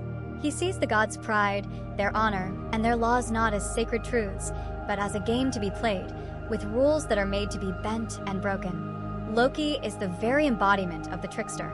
He is charming, witty, and so persuasive that he can talk his way into and out of any situation. But beneath this charismatic exterior is a mind that is immoral, selfish, and delights in causing trouble simply to watch what happens. He does not operate on a grand scale of good versus evil like Thor, or order versus chaos like Odin. He operates on the scale of his own amusement. Yet this is his strange and vital role in the cosmos. He is the catalyst. Asgard, without Loki, might be a more peaceful place, but it would also be a static one. It is almost always Loki's mischief, his greed, or his pranks that set in motion the great adventures of the gods. He is the one who creates the problem, and more often than not, it is his unique and cunning mind that is required to solve it. The gods despise him for the trouble he causes, but they cannot deny that they often need him to fix it. In Asgard, Loki has a family of his own. His wife is a goddess named Sigyn. She is a figure of profound loyalty and devotion, a stark contrast to her faithless and chaotic husband. With Sigyn, Loki had 2 sons, and for a time, he maintained a semblance of a place within the divine family. But Loki's true nature could not be contained within the golden walls of Asgard. In the giant lands of Jotunheim, he took a different mate, a terrifying giantess and sorceress named Angerboa, whose name means she who brings anguish. With this giantess, Loki fathered 3 children, not gods, not giants, but monstrous beings of such power and terrible destiny that they would become the greatest fear of the gods and the primary architects of their destruction. The first of these children was a wolf. They named him Fenrir. From the moment of his birth, Fenrir was a creature of unnatural size and terrifying strength. The gods brought him to Asgard to keep an eye on him, but they watched with growing horror as he grew larger and more ferocious with each passing day. A dark prophecy was known to the gods, that one day, this very wolf would grow so powerful that he would be the one to kill Odin himself during the final battle of Ragnarok. The second child of Loki and Angerboa was a serpent of colossal size. His name was Jormungandr. He grew so quickly that he could no longer be contained. Fearing what this creature would become, Odin took the great serpent and, with all his might, hurled him out of Asgard and down into the great ocean that encircles Midgard. Jormungandr continued to grow in the depths of the sea until he became so immeasurably long that his body encircled the entire world of men, and he could hold his own tail in his mouth. He became the Midgard serpent, the world serpent, lying in the dark waters, forever biting at his tail and dreaming of the day he would rise from the sea to face his fated arch-nemesis, Thor. The third and final child was a daughter. They named her Hel. She was a being of a truly horrifying appearance. One side of her body was that of a beautiful, fair-skinned woman, but the other side was the discolored, decaying flesh of a corpse. Her expression was perpetually downcast and grim. Odin, seeing her morbid nature and knowing she had no place among the living, cast her down into the darkest depths of the cosmos, into the icy realm of Niflheim. There, he gave her dominion over the dead who did not die a glorious death in battle. She became the queen of the underworld, her realm taking her name, Helheim. From her gloomy throne, she would rule over the shades of the unfortunate, and her power over the dead would one day present a great and heartbreaking challenge to the gods. The gods, driven by fear of the prophecies, had dealt with Loki's monstrous children by banishing them, attempting to control a fate that was already in motion. But in doing so, they had only placed their greatest enemies where they could grow in power, nursing their hatred in the dark and distant corners of the 9 worlds. And Loki, their father, remained in Asgard. He walked among the gods, shared their feasts, and laughed at their jokes, all while knowing that he had sired the very instruments of their doom. He is the walking, talking embodiment of the chaos the gods can never truly conquer, a ticking clock in the heart of their golden city, whose mischief will one day escalate from simple pranks to world-ending tragedy. Welcome back. I am Arthur. Our last tale left a shadow hanging over the golden city of Asgard. We spoke of Loki and the 3 monstrous children he fathered with the giantess Angerboa. 2 of these children, the serpent Jormungandr and the death queen Hel, were cast out by the gods into the far-flung corners of the cosmos. But the third, the great wolf Fenrir, remained in Asgard. The gods, honoring their oaths that no blood should be shed in their sacred home, had allowed the pup to stay. But their hospitality quickly curdled into horror. Fenrir grew at an unnatural, terrifying pace. Soon, he was no longer a pup, but a beast of immense size, his eyes glowing with a fearsome intelligence, and his strength visibly increasing with every passing hour. The prophecy that he would one day devour Odin himself echoed in the minds of all the gods, and they knew they could not allow him to roam free any longer. Killing him in Asgard was not an option. Their home was a sanctuary, and to break that peace was unthinkable. So, they decided on another course of action. They would bind him. They would restrain his terrible power and imprison him where he could do no harm. Of course, they could not simply admit their fear. They approached the great wolf with false smiles and cheerful words, pretending it was all a game. "Fenrir," they said, "we have all seen how mighty you have become. We wish to test your strength, to see if it is as great as the stories say. We have forged a chain, and we wonder if even you are strong enough to break it." The first chain they brought forth was called lading. It was a thick, heavy iron chain, the strongest they could forge by conventional means. Fenrir looked at the chain, then at the expectant faces of the gods. He was confident in his power and saw no trickery, so he agreed. He allowed them to wrap the heavy links around his neck and legs. Then, with a single, contemptuous shrug and a flex of his mighty shoulders, the chain shattered into 100 pieces. Fenrir was free. The gods forced themselves to applaud, but their smiles were strained. Their first attempt had been a humiliating failure. They returned to their forges and worked for days, creating a second chain. This one was named Dromi, and it was twice as strong as lading, its links thick and ponderous. Once again, they approached Fenrir. "A magnificent feat," they declared. "But now comes a true test of your might. Breaking Dromi will make your name famous across all the 9 worlds for your incredible strength." Fenrir was more suspicious this time. He reasoned that if they put this much effort into a chain, they must truly believe it could hold him. And if it held him, it would be difficult to escape. But his pride was a powerful force. The thought of the fame and glory he would win by breaking this unbreakable chain was too tempting to resist. "I will do it," he growled, and allowed them to bind him with Dromi. This time, it was not so easy. The great wolf strained and heaved, his muscles bunching like mountains. He twisted and thrashed, digging his claws into the ground. The chain held firm, and for a moment, the gods felt a surge of hope. But then, with a final, earth-shaking roar of effort, Fenrir planted his feet, pushed with all his might, and Dromi exploded, the links flying off with such force that they embedded themselves in nearby trees and rocks. The gods' faces went pale with fear. They now knew that no chain forged by their own hands could ever hope to hold this creature. In desperation, Odin sent a messenger, the swift Skirnir, on a journey down the dark paths to Svartalfheim, the realm of the dwarfs. He commanded the dwarfs, the greatest craftsmen in all creation, to forge a fetter that could not be broken. The dwarfs accepted the challenge and created a binding unlike any other. They named it Gleipnir. It was not made of iron or any known metal. Instead, they crafted it from 6 things that were thought not to exist. It was made from the sound of a cat's footfall, the beard of a woman, the roots of a mountain, the sinews of a bear, the breath of a fish, and the spittle of a bird. The result was a fetter that was as soft and thin as a silk ribbon, yet possessed a magical strength that was absolute. The gods took Gleipnir and invited Fenrir to a remote island. They showed him the silken ribbon. "You have broken the strongest iron, great Fenrir," they said smoothly. "Surely this little ribbon will be no challenge for you at all." But the wolf was no fool. His eyes narrowed. "There is no honor to be gained from breaking such a slender band," he said, his voice a low growl. "But if it has been crafted with magic and deceit, then though it looks weak, I fear I will never be free of it. I suspect a trap. I will not allow you to place this upon me."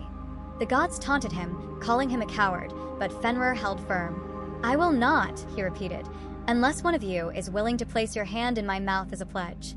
A guarantee of good faith that if I cannot break this ribbon, you will release me yourselves." A dead silence fell upon the gods. They looked at one another, each unwilling to make such a terrible sacrifice. Then one god stepped forward. It was Tyr, the god of law, honor, and heroic glory.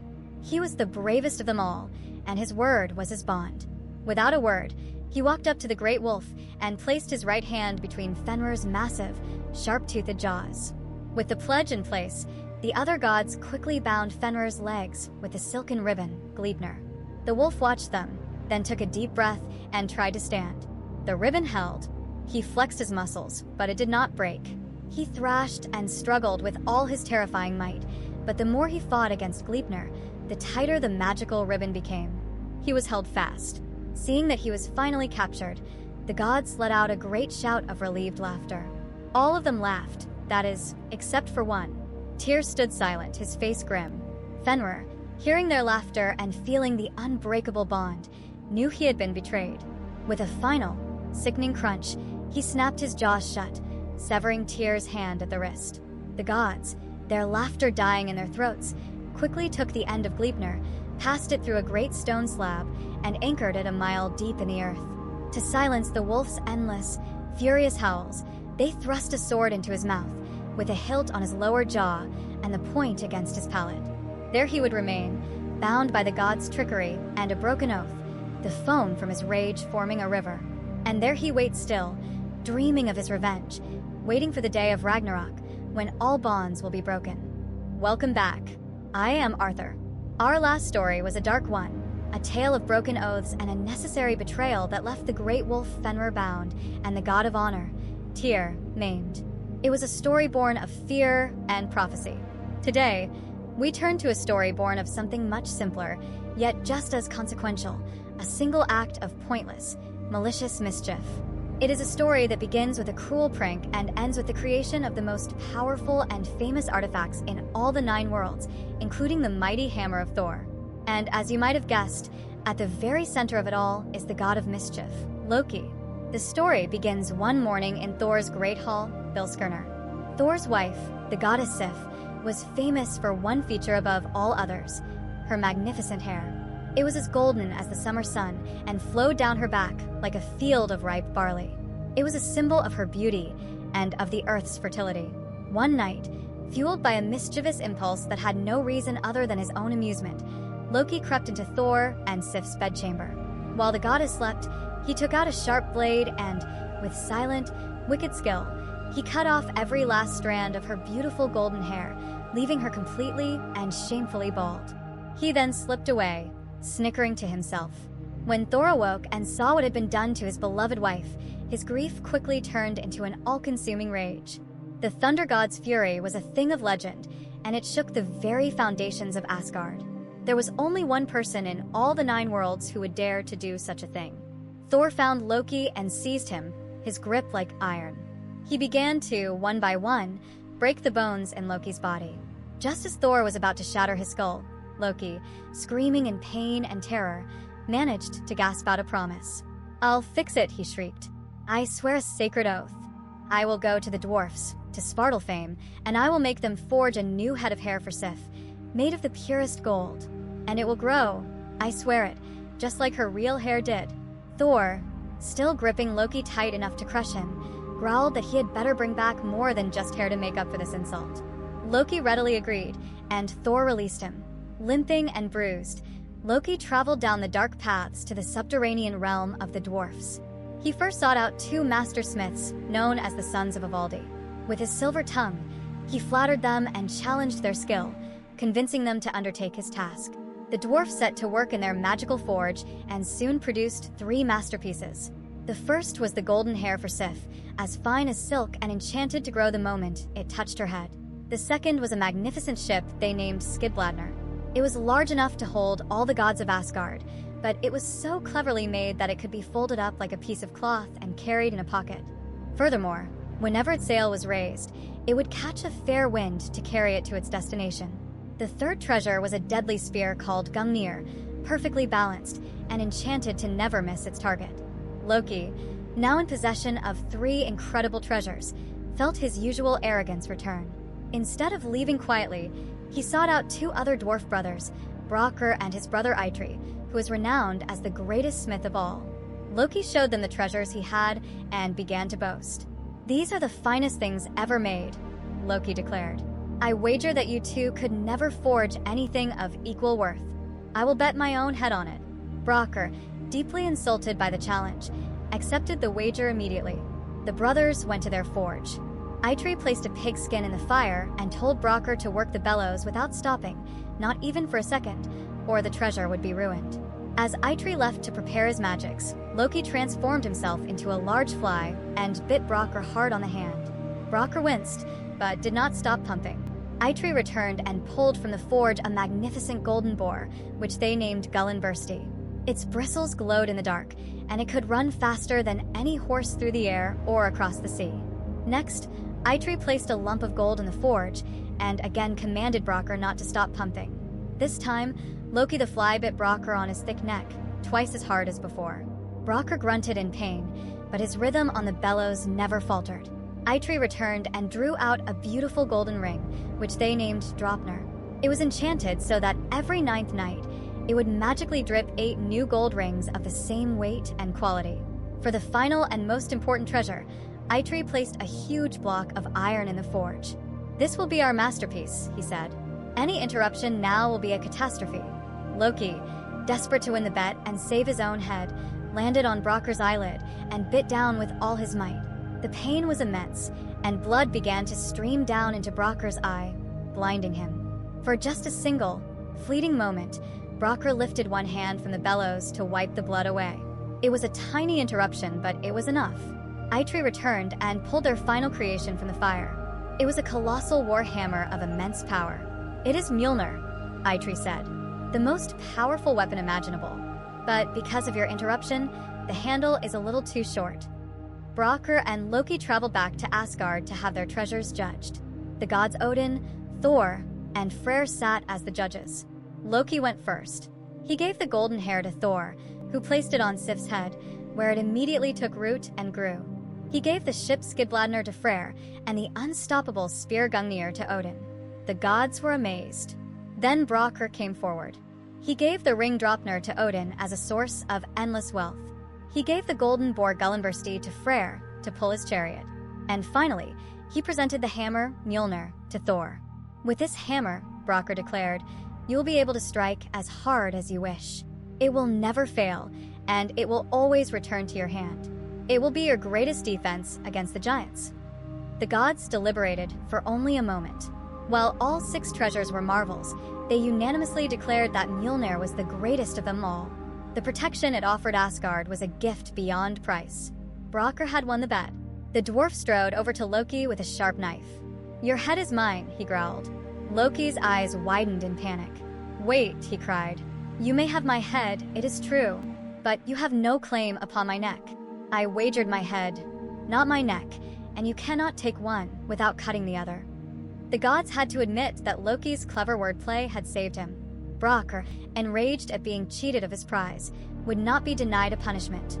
He took a leather thong and a sharp awl and, with Thor's help, he held Loki down and sewed the trickster's lying lips tightly shut. It was a fitting punishment, though as always with Loki, it would not be long before he was free and causing trouble once again. Welcome back. I am Arthur. In our last story, we witnessed the chaotic creation of the gods' most prized possessions, culminating in the forging of Thor's mighty hammer, Mjolnir. With these artifacts, the gods were fully armed, ready to defend their realms. It is now time to see these heroes in action, to follow them on an adventure deep into the heart of enemy territory, Jotunheim, the land of the giants. This is a tale that will test not only Thor's legendary strength, but also the limits of the gods' own perceptions, for they will find that in the land of the giants, nothing is ever as it seems. The journey began with Thor, his hammer at his belt, and Loki at his side. The thunder god was always eager for a chance to challenge the giants, and Loki was always eager for a bit of excitement. They set out from Asgard in Thor's goat-pulled chariot, the rumble of its wheels sounding like distant thunder. They traveled until dusk and came upon the humble farmhouse of a peasant family. Thor, ever generous, offered to share his evening meal. He slaughtered his 2 goats, Tangrisnir and Tangjoster, and after cooking them, he invited the family to feast with him and Loki. He had only one rule, which he stated very clearly. They could eat their fill of the meat, but they must throw all the bones onto the goat hides spread on the floor, and none of the bones were to be broken. The family was grateful for the meal, but the farmer's young son, a boy named Thialfi, was overcome by the delicious smell of the marrow. Thinking no one would notice, he took a thigh bone and, with his knife, carefully split it open to suck out the rich marrow inside before tossing it onto the pile with the others. The next morning, Thor took his hammer, Mjolnir, and held it over the hides, sanctifying the bones. In a flash, the two goats sprang back to life, whole and healthy, except for one thing. One of them had a distinct limp. Thor saw this instantly, and his good humor vanished. His eyes blazed, and his knuckles turned white as he gripped the handle of his hammer. His roar of fury was so powerful that the entire farmhouse shook, and the peasant family fell to their knees, begging for their lives. To appease the enraged god, the farmer offered Thor the only thing he had of value, his two children, Thialfi and his sister Roskva, to serve Thor as his bondservants for the rest of their lives. Thor's anger subsided, and he agreed. Thialfi, who was the swiftest runner of all mortals, would become Thor's loyal squire on many adventures to come. Leaving the chariot behind, the new party of four, Thor, Loki, Thialfi, and Roskva, continued their journey on foot, deeper into Jotunheim. After walking all day through a dark and imposing forest, they came across a bizarre and enormous building. It had a vast, open doorway but no other doors or windows. Finding it empty, they decided to take shelter inside for the night. Around midnight, they were jolted awake by a violent earthquake that shook the building to its foundations. They huddled together in a side chamber for safety as the roaring and shaking continued all night. The next morning, they stepped outside and discovered the source of the noise. A giant of truly stupendous size was sleeping nearby, and his snores had been the cause of the tremors. As they looked closer, they made another shocking discovery. The building they had slept in was not a building at all. It was the giant's enormous leather glove, and they had spent the night in its thumb. The giant awoke, stretched, and introduced himself as Ymir. He seemed friendly enough and offered to travel with them.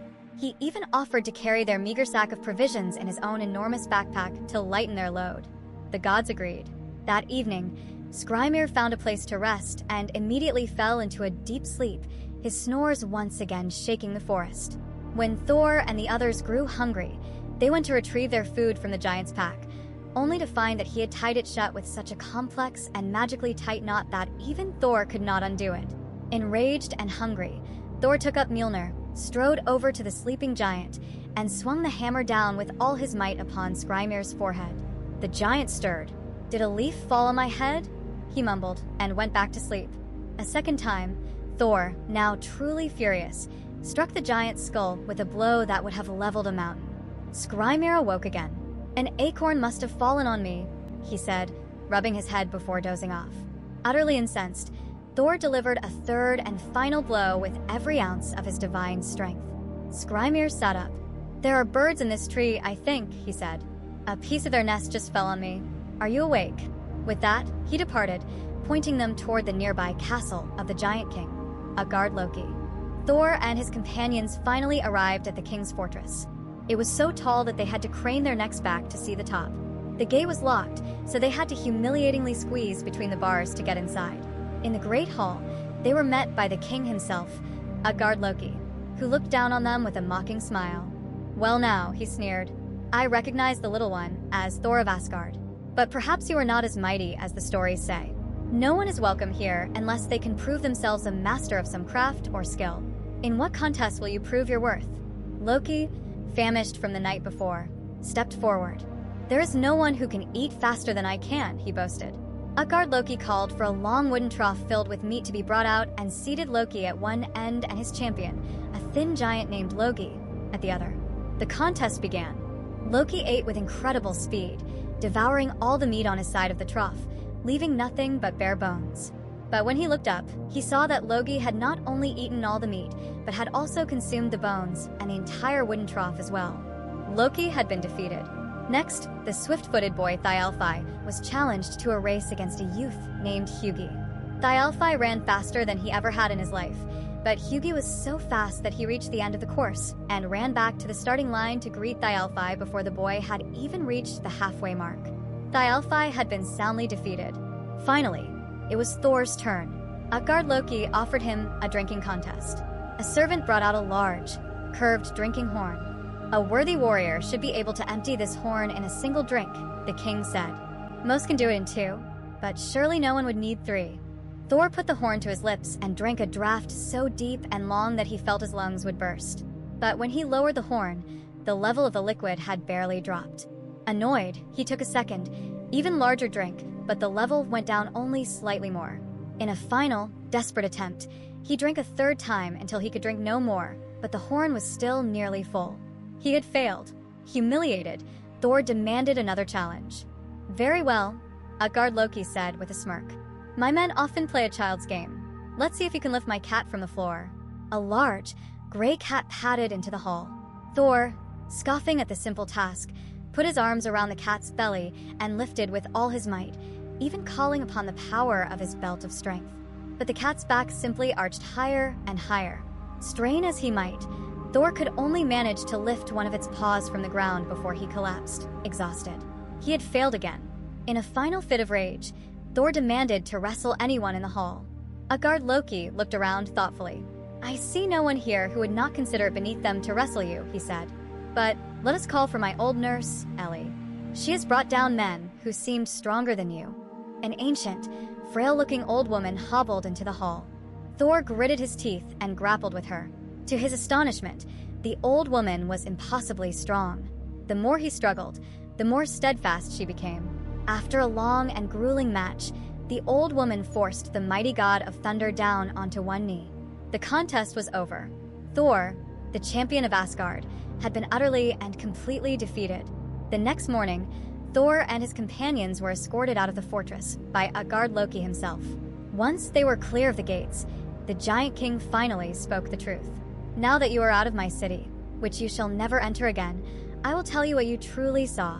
It was all an illusion, a masterpiece of giant magic. I was the giant Ymir you met in the forest. The knots on my pack were bound with magic. And the 3 blows you struck me with your hammer, They did not miss. you see those 3 great, square valleys in the mountains over there? Those are the marks from your hammer. I moved the mountains to intercept your blows." The contests, he continued, were also illusions. Loki's opponent, Logi, was not a man, but the embodiment of wildfire itself, which consumes all in its path. Thialfi's opponent, Hugi, was my own thought, and nothing can run faster than the speed of thought. The drinking horn you tried to empty, Thor, had its other end in the ocean. Your 3 drinks were so immense that you created the tides of the world. The cat you could barely lift was no cat. It was the Midgard serpent, Jormungandr, who encircles the world. When you lifted its paw, you stretched its body so high that we were all terrified. And the old woman you wrestled, Ellie? She was old age itself. And there is no one, god or man, who will not one day be brought to their knees by old age. Your power is so great, Thor, Utgard Loki admitted, that I will never allow you near my kingdom again. As he finished speaking, Thor turned to strike him with Mjolnir, but in that instant, the giant king and his entire fortress vanished completely. Thor and his companions were left standing alone in an empty field, tricked and humiliated, but with a profound new understanding of the nature of power and the humbling knowledge that not all battles can be won with a hammer. Welcome back. I am Arthur. Our last adventure with Thor left him and his companions standing humiliated but enlightened in an empty field, the illusions of the giant king Utgard Loki having vanished into thin air. Thor had been tricked and defeated in a series of magical contests. But one revelation from that journey stuck in his mind, burning like a hot coal. The cat he had struggled to lift was, in fact, the Midgard serpent, Jormungandr. He had been in the presence of his fated arch-nemesis and had been made a fool. The pride of the Thunder God was deeply wounded. He could not let this stand. He decided then and there that he would seek out the serpent on his own terms, not as a game or an illusion, but in a true battle of strength, to the death.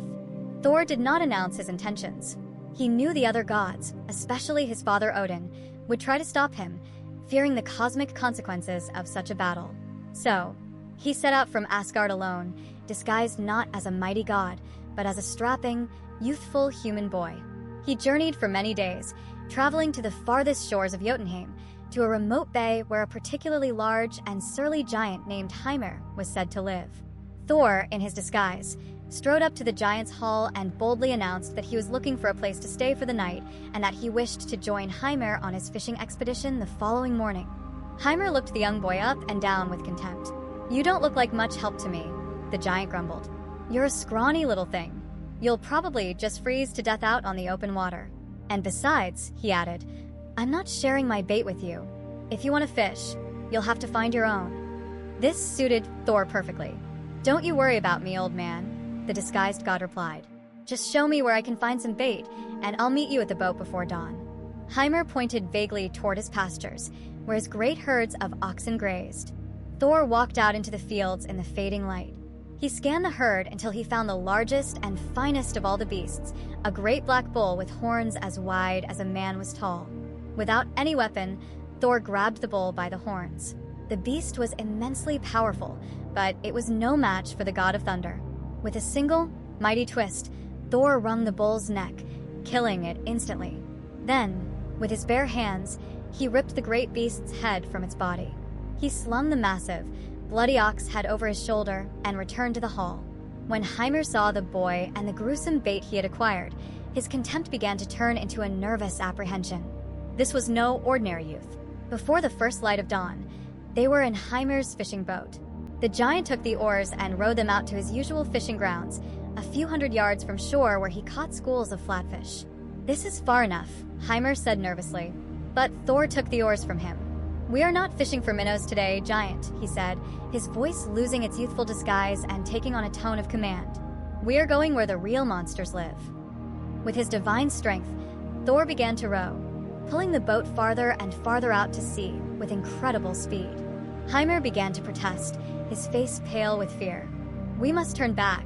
This is dangerous. We are rowing over the domain of the Midgard serpent." This was, of course, exactly what Thor wanted to hear. He rowed on, a grim smile on his face, until they were so far from land that the mountains of Jotunheim were just a faint smudge on the horizon. Here, in the deepest part of the ocean, Thor finally stopped. He prepared his fishing gear. His line was no mere rope. It was a chain forged by dwarfs, an anchor line of impossible strength. His hook was a massive, barbed piece of steel as large as a man's arm. He took the entire ox head, with its horns and vacant eyes, and forced it onto the great hook. He then cast his line into the dark, churning water, the bait sinking deep into the abyss. They waited, and then there was a jolt that nearly threw them both from the boat. The line went taut with a sound like a cracking whip. Something immense and impossibly powerful had taken the bait. It was Jormungandr, the world serpent, and he was hooked. The serpent thrashed in the depths, and the resulting pull was so violent that Thor was dragged hard against the side of the boat, his knuckles white as he held the line. He dug his heels in for leverage, but the serpent's strength was so great that Thor's feet burst straight through the wooden hull of the boat. He continued to push down until his feet found purchase on the very floor of the ocean. Now, the true battle began. The god of thunder, standing on the bottom of the sea, and the world serpent, hooked on a magical chain, engaged in a cosmic tug-of-war. The strain was so immense that the entire world tree, Yggdrasil, trembled. The mountains of Jotunheim groaned and cracked under the pressure. Thor pulled with all his might, calling upon the power of his belt of strength. Slowly, inch by inch, he began to drag the great beast up from the depths. Suddenly, the surface of the ocean exploded.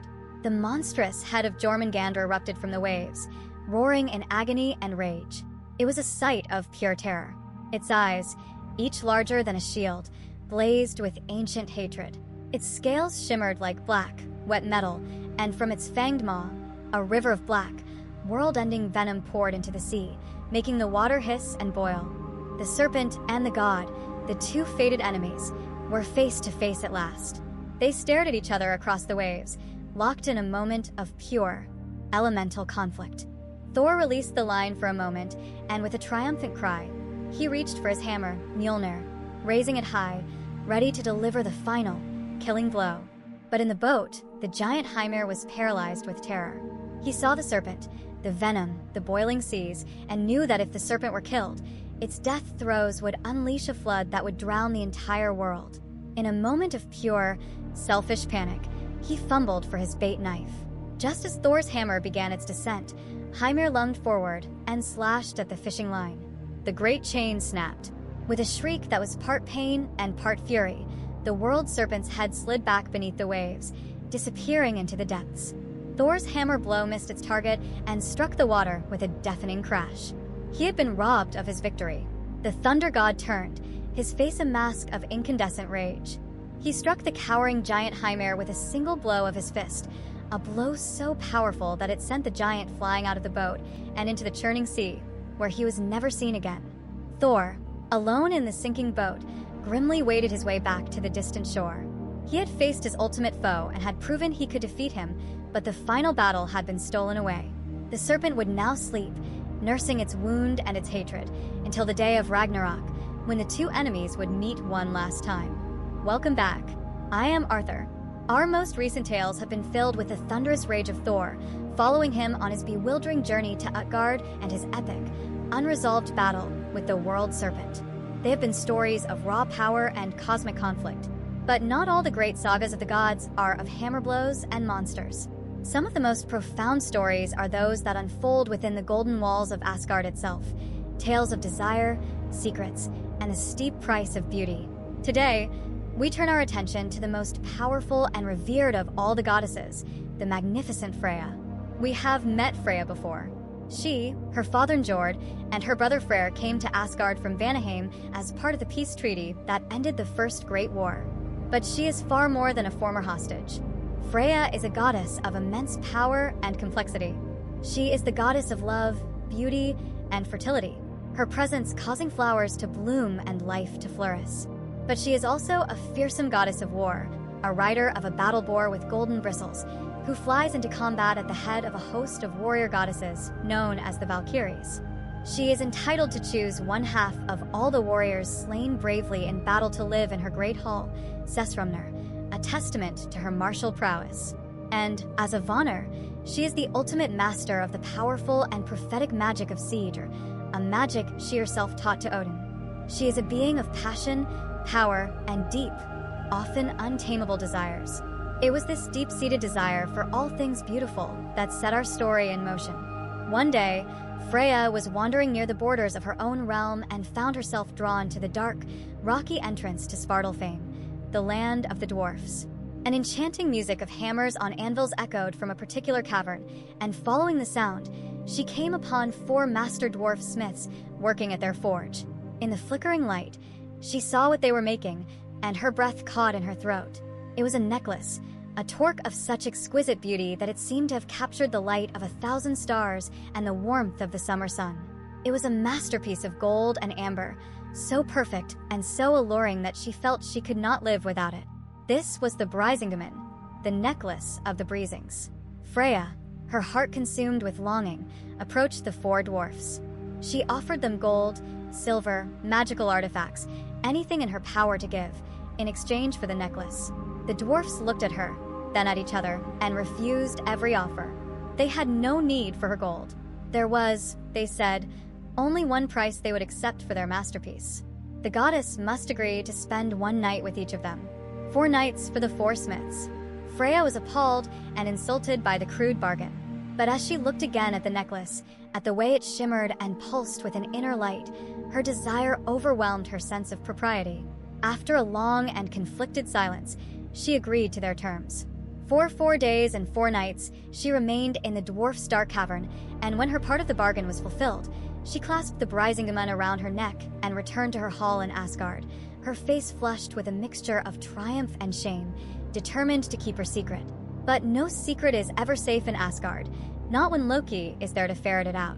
Whether Odin saw what had happened from his high throne, or whether Loki simply sniffed out the scandal on his own, the trickster soon learned the sordid story behind Freya's magnificent new treasure. Seeing a perfect opportunity for malice and mischief, he decided he would steal the necklace and use the secret of its acquisition to humiliate her before all the gods. That night, Loki crept to Freya's great hall, Sessrumnir, but found it locked and barred. This was no obstacle for a shapeshifter. He transformed himself into a tiny fly and, after searching the entire building, found a minuscule crack near the roof through which he could squeeze. Inside, Freya was asleep in her bed, the Brisingamen gleaming around her neck. Loki crept closer, but saw that the necklace's clasp was turned underneath her, pressed against the bed. He couldn't undo it without waking her. Thinking quickly, he transformed again, this time into a flea.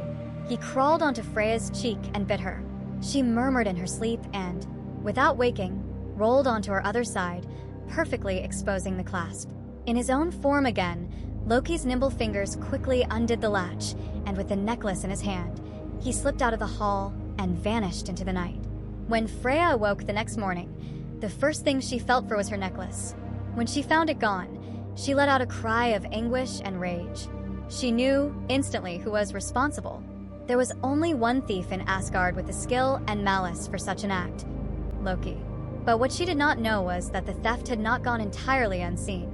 From his fortress at the edge of the Bifrost Bridge, the watchman of the gods, the ever-vigilant Heimdall, had witnessed the entire affair. Heimdall, whose senses were so keen he could hear while growing on a sheep, was a staunch ally of order and a sworn enemy of Loki's chaos. He set out at once to retrieve the goddess's stolen treasure. Heimdall tracked the trickster to a rocky outcrop by the sea called Singastein. He confronted Loki and demanded the return of the necklace. Loki, of course, just laughed. To protect his prize, he transformed into a sleek, powerful seal and dove into the cold ocean waves, the Brisingamen clutched in his transformed paws. But Heimdall was not so easily defeated. He too transformed himself into a seal of equal size and strength and dove into the water in pursuit. There, among the crashing waves and the sharp sea rocks, the two gods battled.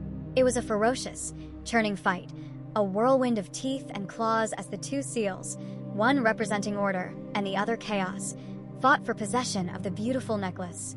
Finally, after a long and bloody struggle, Heimdall emerged victorious. He forced Loki to surrender the Brisingamen and, bruised but triumphant, he returned it to the immensely grateful Freya. But the story was not over. Odin now summoned the goddess before him. He knew everything, not just of the theft, but of the shameful price she had paid to acquire the necklace in the first place. As a penance for her actions, he gave her a strange and terrible command.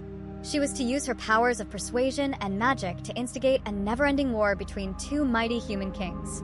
She would have to use enchantments to ensure that whenever a warrior fell in their battles, he would rise again to fight the next day. This bitter, endless conflict would serve a grim purpose: to provide a constant supply of slain champions for both Freya's Sessrumnir and Odin's Valhalla, building their armies of the dead for the final, inevitable battle of Ragnarok. And so, Freya's personal desire for a thing of beauty was woven into the Allfather's grand, desperate strategy for the end of the world.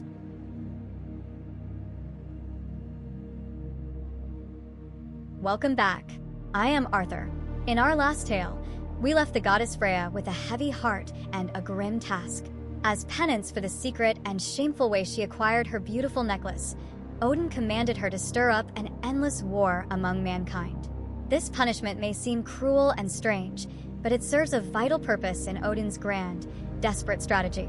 For the gods are gathering an army, and to understand this army, you must first understand the Norse idea of a good death and the glorious, war-torn afterlife that awaits the chosen few. For the ancient Norse people, what happened after you died depended entirely on how you met your end.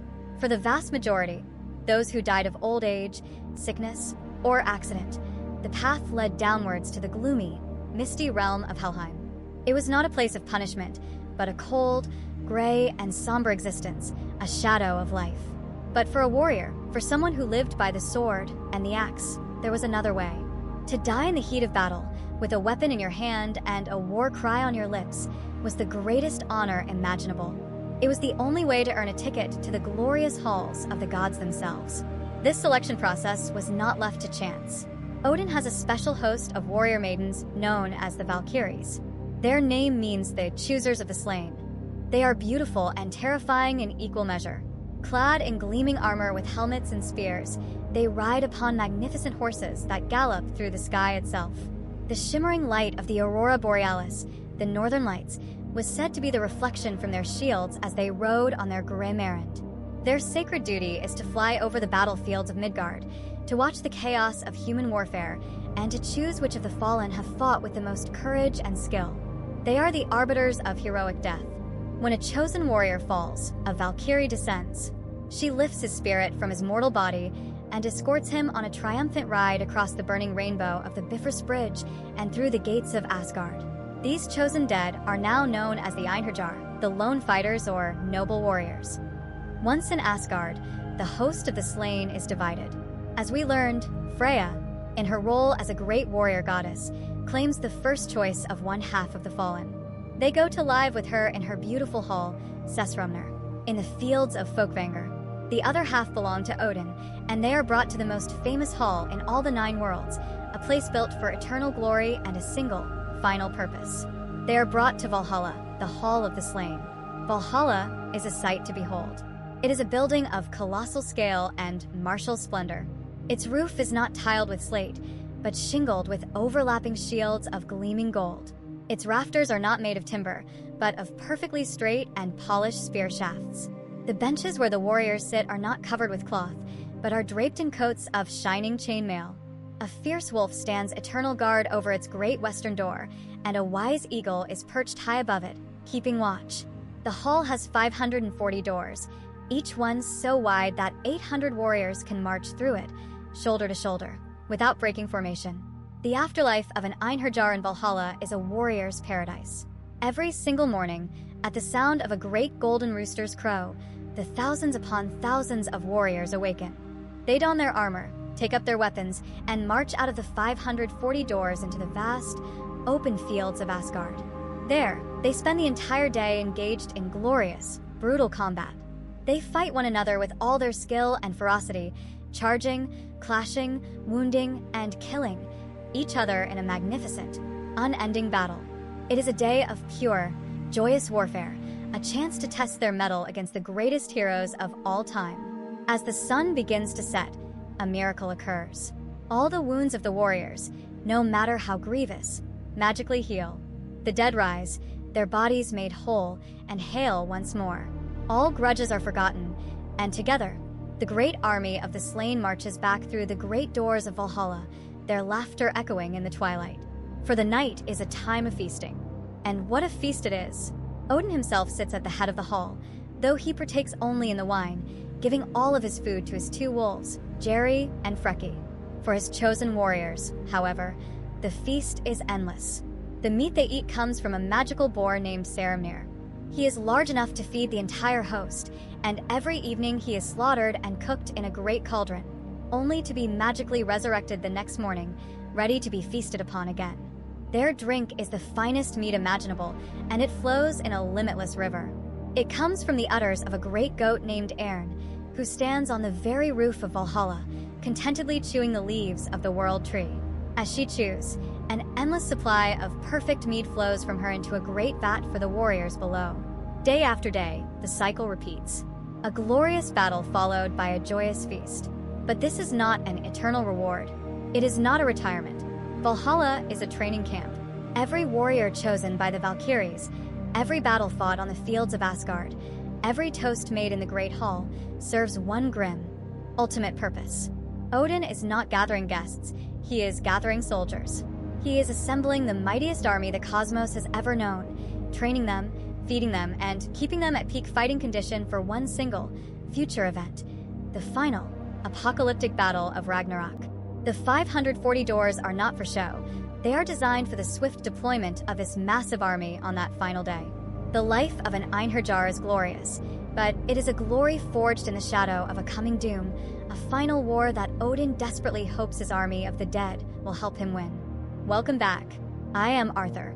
We have spoken at length of Ragnarok, the foretold doom of the gods, the final battle at the end of time. For Odin, it has been a distant storm cloud on the horizon, a future he has desperately prepared for by gathering knowledge, sacrificing his own eye, and building a great army of the dead. But a prophecy is just a story until the first chapter begins. Today, we tell the tale of the single, tragic event that turned that distant prophecy into an imminent and unavoidable reality. This is the story of the death of a god, the loss of all light, and the moment that the countdown to the end of the world truly began. This is the story of the death of Balder. Balder was the son of Odin and his queen, the goddess Frigg. He was, by every account, the best and most beloved of all the gods. He was the god of light, purity, joy, and innocence. He was so fair of face and so pure of heart that a radiant light was said to emanate from his very being. All things in the 9 worlds loved him. His presence brought joy and laughter to the halls of Asgard, and the thought of any harm befalling him was so unbearable that the gods could not even speak of it.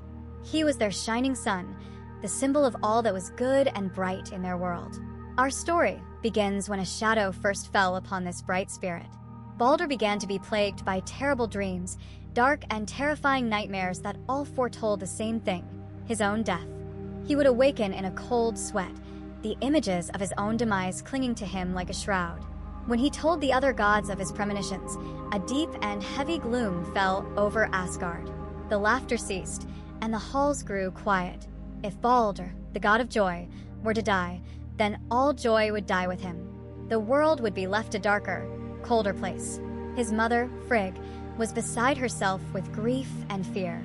As the queen of the gods and a powerful seeress in her own right, she refused to accept this fate for her beloved son.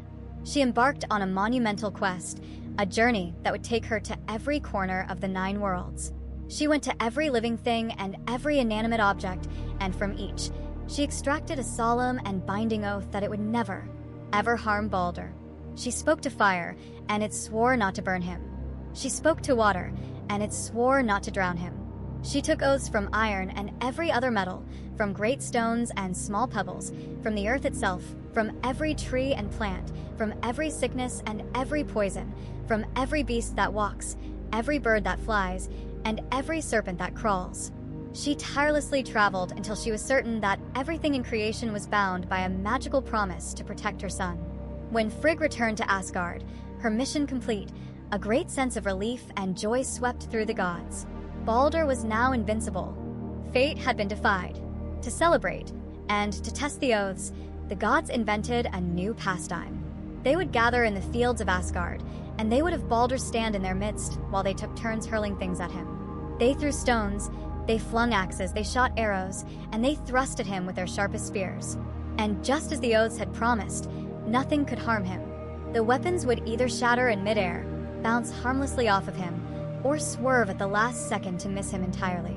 It became a joyous and wonderful game, a great spectacle to honor Balder and to laugh in the face of the dark prophecies. All the gods took part in this game and rejoiced in Balder's safety. All, that is, except for one. Loki stood at the edge of the crowd, watching the spectacle not with joy, but with a burning jealousy. He could not stand to see Balder so beloved, so celebrated. The sight of this pure goodness and the gods' unified love for it filled Loki's twisted heart with a venomous desire to ruin it all. He began to scheme, his mind turning to the most devastating act of mischief he had ever conceived. He transformed himself, taking on the appearance of a frail, elderly woman, and hobbled his way to Fensalar, the great hall of the goddess Frigg. He found the queen of the gods watching the games from a distance, her face filled with pride and relief. The old woman struck up a conversation. "It is a marvelous thing they do out there," the disguised Loki croaked. "Is it true, my lady, that all things have sworn an oath to spare your son?" Frigg, swelling with pride, confirmed that it was. "Yes," she said. "I have taken an oath from every single thing." The old woman pressed her. "Are you certain?" "Absolutely everything." Frigg gave a gentle laugh. "Well," she confided, "almost everything. There is a little shrub that grows just west of Valhalla. It's a mistletoe.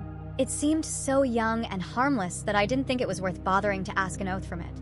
It was all Loki needed to hear. The loophole. He gave his thanks to the queen and hobbled away. But once he was out of her sight, he dropped his disguise and ran. He went to the place west of Valhalla and found the small, unassuming mistletoe plant. He cut a branch from it and, with his knife and dark magic, he whittled it and hardened it until it was as sharp and as deadly as a dart. With the fatal weapon concealed in his hand, he returned to the field where the gods were still at their game. He scanned the crowd, and his eyes settled on Hoder, Balder's twin brother. Hoder was blind, and he stood sadly at the edge of the festivities, unable to take part. Loki sidled up to him. "Why do you not join the others in honoring your brother?" Loki asked in a sympathetic voice. "Because I am blind," Hoder replied sadly. "I cannot see where Balder stands, and besides, I have no weapon." Loki's voice became a venomous whisper. "Do not let that stop you. I will guide your hand. You can show your brother honor like all the rest. Here," he said, pressing the sharpened mistletoe into Hoder's hand. "Use this small twig." Hoder, wanting to be part of the celebration and trusting his fellow god, took the dart. Loki placed his own hand over Hoder's, guiding his aim directly at the heart of the unsuspecting Balder. Now, Loki whispered, "Throw." Hodor threw the branch with all his might. The mistletoe, the only thing in all of creation that had not sworn an oath, flew straight and true. It struck Balder in the chest, piercing him through. The god of light did not even cry out. A look of shock crossed his face, and he fell to the grass, dead.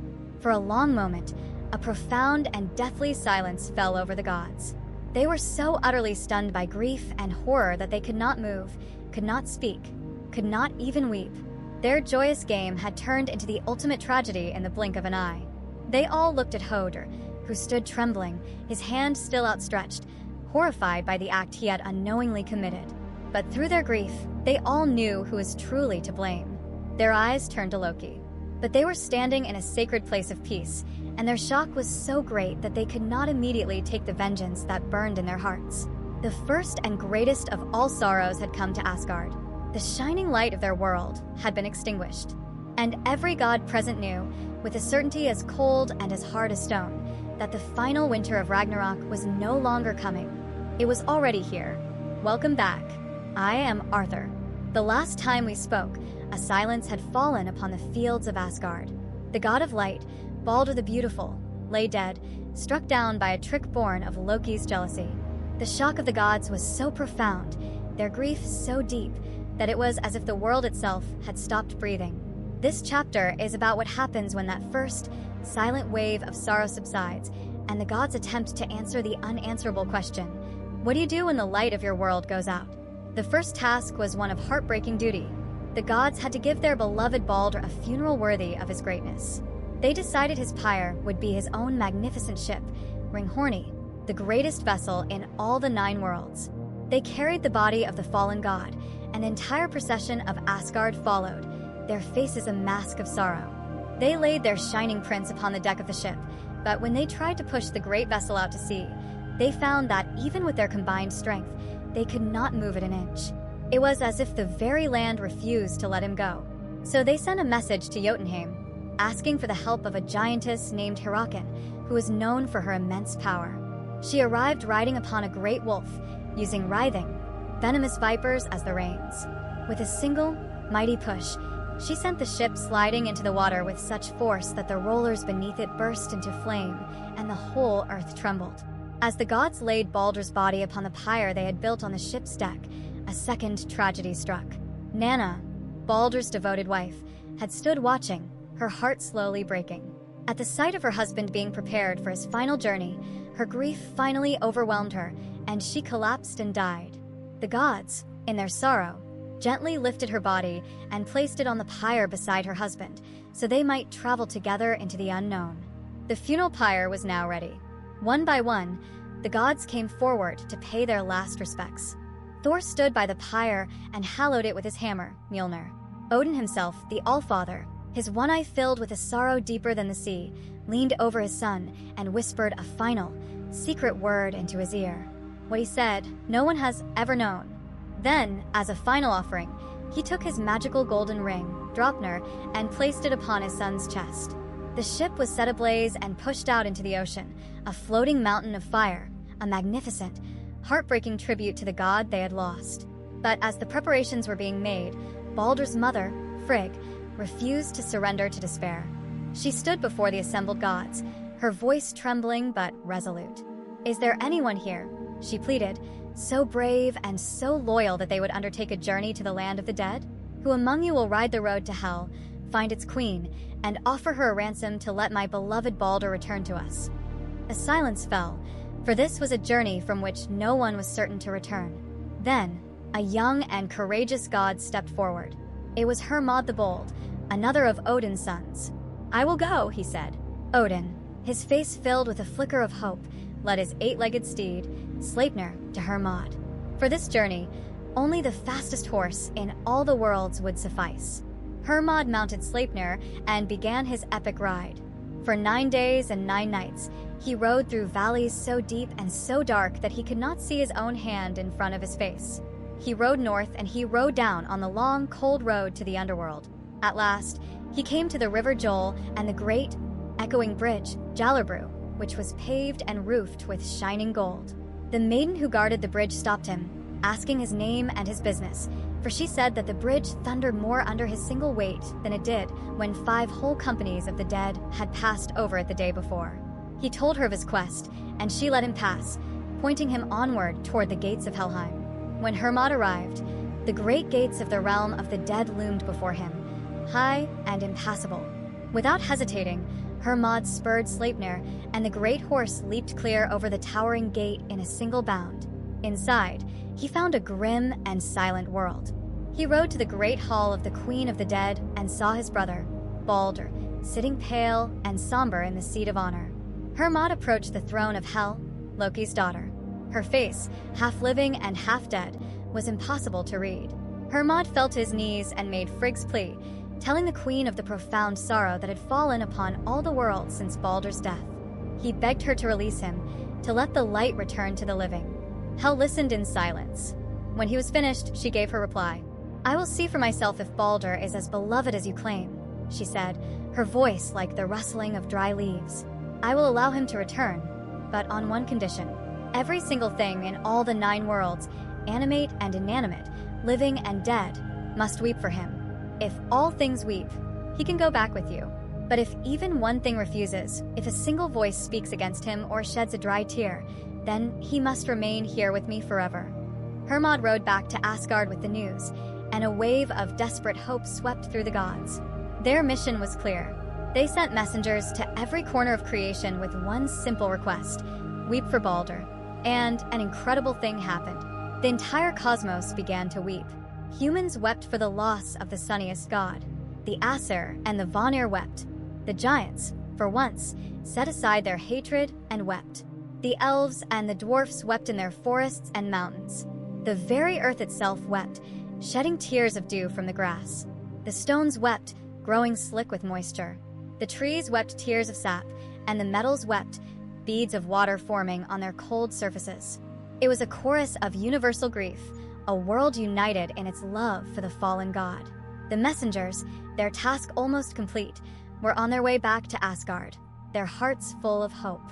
They had only one last place to check, a dark cave in a remote corner of the world. Inside, they found a single, ancient giantess sitting alone. Her name was Thok. "Please, old mother," the messenger said, "weep for Balder so that he may be released from hell." The old giantess let out a dry, rasping cackle. "Thok will weep only dry tears for Balder's funeral," she sneered. "Living or dead, the son of the king never gave me any pleasure. Let Hel hold what she has."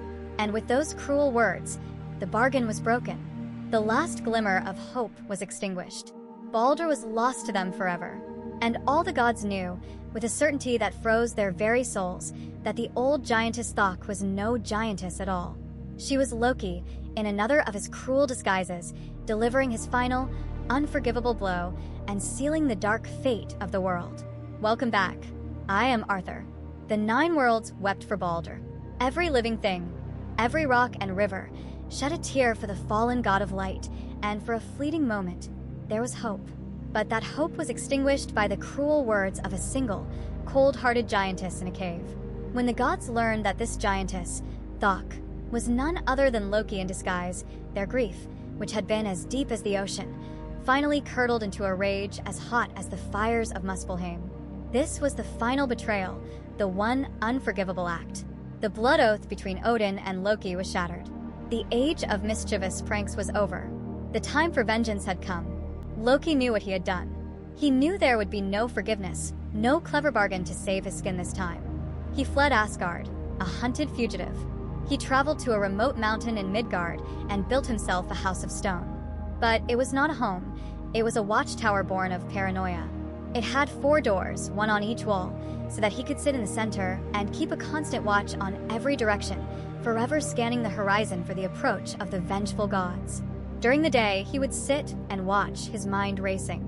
At night, fearing that even this was not safe enough, he would use his shape-shifting powers to transform himself into a salmon, leaping into the waters of a nearby waterfall to hide among the stones in the rushing rapids.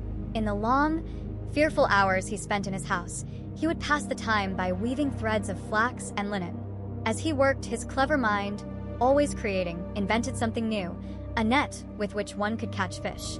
One day, as he sat weaving, He looked out one of his 4 doors and saw them. On the horizon, a party of the gods, led by Odin and Thor, was approaching.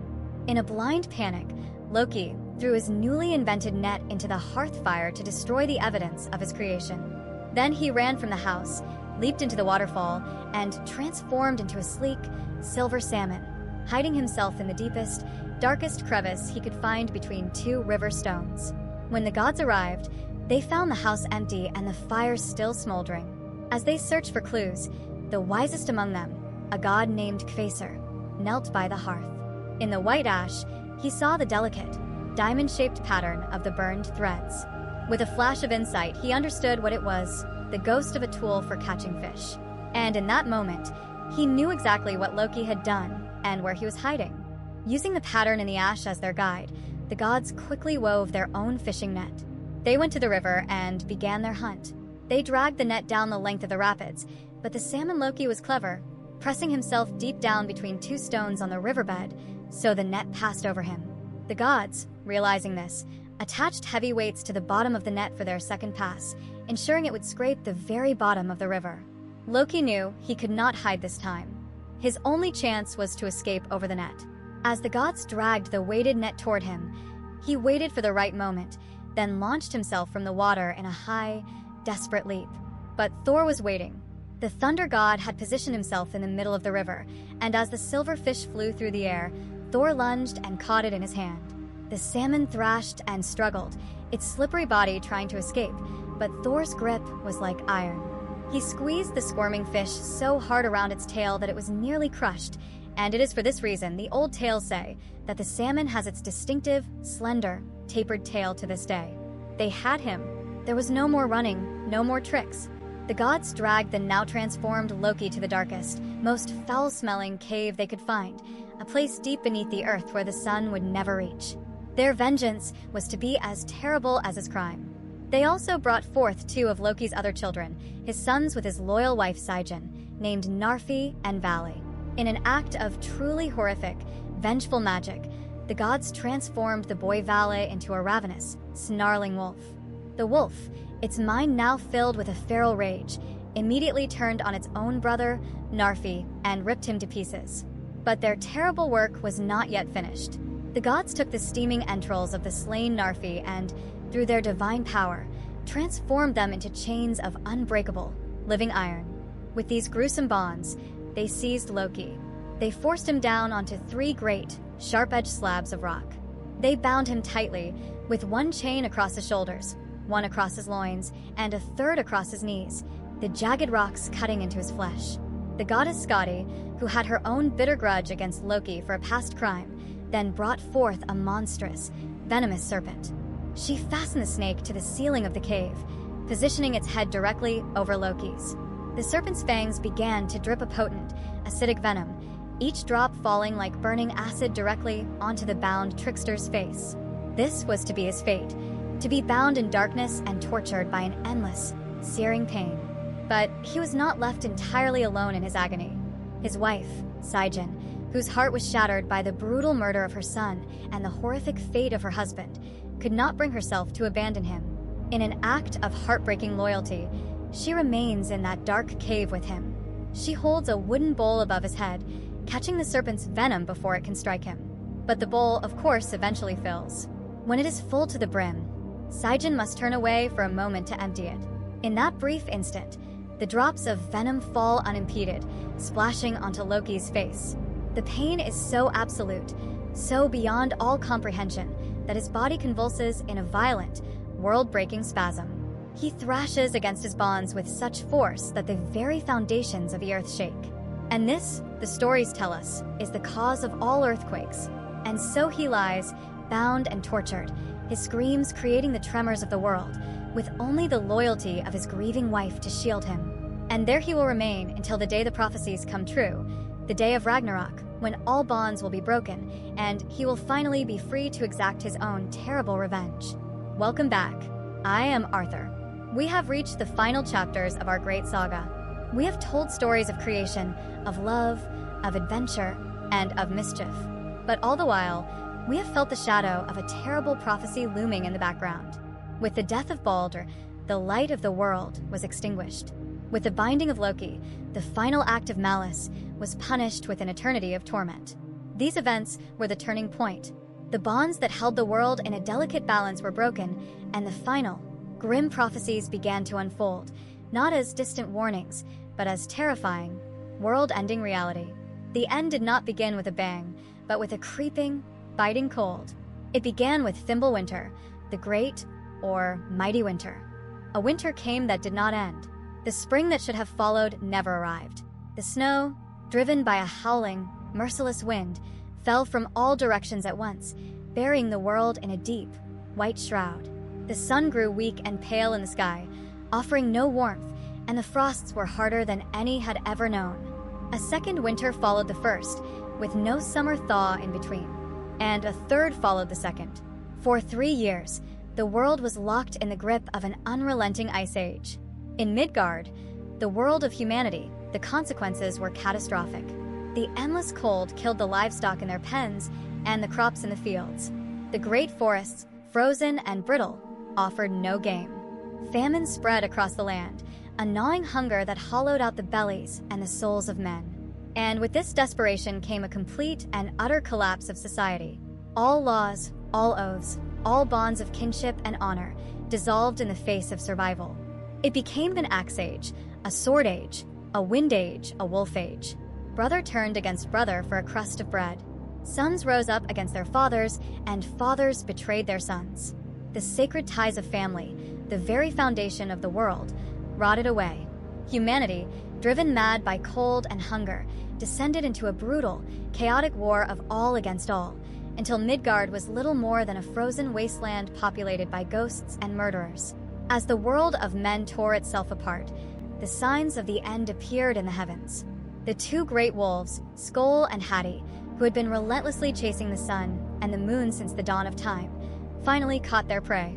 In the dark sky, Skoll, the wolf of hatred, lunged and seized the chariot of the sun. He swallowed the sun goddess' soul whole, and the world was plunged into a profound and terrifying darkness. Not long after, his brother Hati caught and devoured the moon god Mani, splattering the heavens with blood and leaving the world without light, save for the cold, distant stars. And then, one by one, the stars themselves began to flicker and vanish, falling like sparks into the great, black void. The cataclysm then struck the very heart of the cosmos. The great world tree, Yggdrasil, the pillar that held the 9 worlds together, began to tremble. It shuddered from its deepest root in Niflheim to its highest, star-grazing leaf. The entire universe was seized by a violent, world-breaking earthquake, and as the cosmos shook, every bond, every chain, every fetter, and every prison in the 9 worlds was shattered. Deep in a lightless cave, the entrails of a murdered sun, which had been turned to iron to bind the trickster Loki, snapped. Loki was free, his body scarred by venom, his heart black with millennia of accumulated hatred for the gods who had imprisoned him. On a remote island, the silken, magical ribbon Gleipnir, which had been forged from impossible things to hold the great wolf, tore apart as if it were thread. Fenrir was free, his monstrous howl of triumph and rage shaking the darkened world. His great jaws opened, the lower one scraping along the ravaged earth, the upper one scraping the starless sky, ready to devour all of creation. At the gates of Helheim, the great hound Garm, who had been chained for ages, broke his bonds and bayed at the coming doom. Now the enemies of the gods, the forces of chaos, began to mobilize for the final war. From the depths of the ocean, the Midgard serpent, Jormungandr, writhed in a terrible fury. His violent thrashing created tidal waves of an impossible size, which crashed over the shores of the world, flooding the already ruined lands. The great serpent began to crawl onto the shore, his colossal body poisoning the air and the water with the black venom that dripped from his fangs. This great flood lifted a terrible ship from its ancient moorings. It was the ship Naglfar, the nail ship, made entirely from the unclipped fingernails and toenails of the human dead. For centuries it had been building, and now it was complete. Its crew was the entire host of the frost giants from Jotunheim, armed and armored for war, their giant king Hrym at the helm. And onto this ghastly vessel strode Loki, who took his place as the captain of this army of chaos. From the south, another army marched. The sky itself split open, and from the fiery realm of Muspelheim came the fire giants. At their head was their great ruler, Surtur, wielding the sword of vengeance, a blade of pure flame that burned brighter and hotter than the swallowed sun. Where they marched, the very ground was scorched and turned to ash. From his post at the top of the Bifrost Bridge, the watchman of the gods, the ever-vigilant Heimdall, saw it all. He saw the wolves devouring the sun and moon. He saw the armies of giants and the dead sailing on their ship of nails. He saw the fire giants marching from the south. He saw Fenrir rampaging and Jormungandr poisoning the world. He saw Loki, free and at the head of their enemies. The time for watching was over. Heimdall raised his great horn, Gjallarhorn, to his lips. He took a deep breath and sounded a single, long, piercing blast, a note so powerful and so clear that it was heard in every corner of all the 9 worlds, from the depths of hell to the highest halls of Asgard. It was the alarm that the gods had been dreading since the beginning of time. Ragnarok was no longer coming. Ragnarok had begun. Welcome back. I am Arthur. The horn has sounded. The great, piercing note of Heimdall's Gjallarhorn has echoed through the 9 worlds, a final, terrible alarm. The age of prophecies is over. The age of the wolf has come.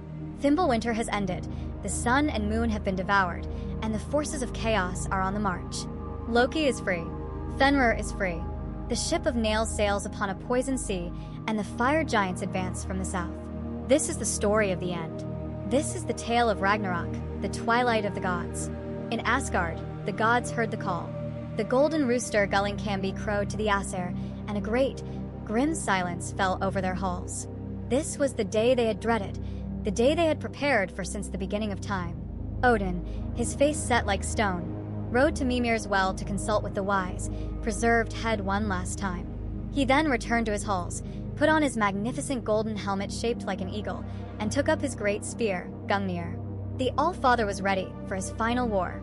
Thor rose, his face a mask of thunderous resolve, and took his hammer Mjolnir in his iron-gloved hands. The one-handed Tyr, the noble Freyr, the silent Vidar, and all the other gods and goddesses of Asgard armed themselves for battle. The time for feasting was over. Then, a sound like 1,000 earthquakes erupted from Valhalla. The 540 great doors were thrown open, and from each, the army of the Einherjar, the chosen champions of mankind, marched out 800 abreast. A river of the greatest warriors who had ever lived flowed from the Hall of the Slain, their armor gleaming in the twilight, their hearts filled with the joyous rage of a final, meaningful battle. Led by the gods, this mighty host of order thundered across the Bifrost Bridge for the last time, descending to the mortal plane. The battlefield was a vast plain called Vigrid. It was said to stretch 100 leagues in every direction, and it was here that the final confrontation would take place. On one side stood the gods of Asgard and the souls of their greatest human heroes. On the other, the forces of chaos assembled. The frost giants lumbered forth from their ghastly ship of nails. The great wolf Fenrir bounded across the field, his open mouth a gaping void of teeth and fire. The world serpent Jormungandr slithered onto the land, his venomous breath turning the ground black. And Loki, his face twisted with ancient hatred, stood among them, ready to lead the charge against his former blood brother and his kin. As the final army of chaos, the fire giants of Muspelheim, rode forth to join the battle, they charged across the Rainbow Bridge, Bifrost. Under the unbearable heat and the thundering weight of their advance, the beautiful bridge that had connected Asgard to Midgard since the beginning of time finally groaned, cracked, and shattered into a million iridescent shards, crashing down into the worlds below. Asgard was now cut off, isolated in the heavens. There would be no retreat. The battle began. It was not a chaotic melee, but a series of fated, personal duels, as the great prophecies had foretold. Odin, the Allfather, rode at the head of his army, his 8-legged steed Sleipnir charging directly towards his prophesied doom. The great wolf Fenrir, the god, and the monster clashed in a battle of terrible fury, but the prophecy could not be denied. Fenrir's jaws, which stretched from the earth to the sky, snapped shut, and Odin, the wisest of the gods, king of Asgard, the great seeker of knowledge, was swallowed whole, the first of the great gods to fall. But Odin's death was not unanswered. His silent son, Vidar, the god of vengeance, let out a roar of pure grief and rage. He wore a special shoe, one that had been crafted throughout all of time from the scraps of leather that mortal shoemakers had trimmed away. With this impossibly thick and durable boot, he strode forward and stamped down on Fenrir's lower jaw. He then seized the wolf's upper jaw with his bare hands and, with a heave of cosmic, vengeful strength, he tore the great monster's head apart, killing him instantly and avenging the Allfather. Elsewhere on the field, another fated battle reached its climax. Thor, the champion of Asgard, finally met his arch-nemesis, Jormungandr. The thunder god and the world serpent engaged in a battle so violent that the world shook around them. Thor fought with a fury born of a lifetime of hatred for this beast, his hammer Mjolnir crashing against the serpent's armored scales like a thunderstorm. Finally, with a final, mighty blow, he crushed the serpent's skull. The great beast writhed in its death throes and then lay still. Thor had won, but as the monster died, it spewed a great torrent of its black venom, covering the god completely. Thor staggered back from the corpse of his enemy, taking 9 proud steps before the poison overwhelmed his body. The mighty god of thunder, champion of mankind and protector of the 9 worlds, fell to his knees and died. The Vanir god Freyr, the shining lord of the harvest, faced a foe of utter darkness, the fire giant Surtur. Freyr fought with incredible bravery, but he was without his magical sword, which he had given away long ago to win the hand of his beloved. Unarmed, he was no match for the flaming blade of the giant. After a valiant struggle, Freyr was cut down, and the light of summer was extinguished by the fire of the end. The 2 eternal opposites, Heimdall, the vigilant guardian of the Bifrost, and Loki, the treacherous agent of chaos, found each other on the battlefield. Theirs was a battle of pure hatred. They fought without honor, tooth and nail, and in a final, desperate lunge, they inflicted mortal wounds upon each other.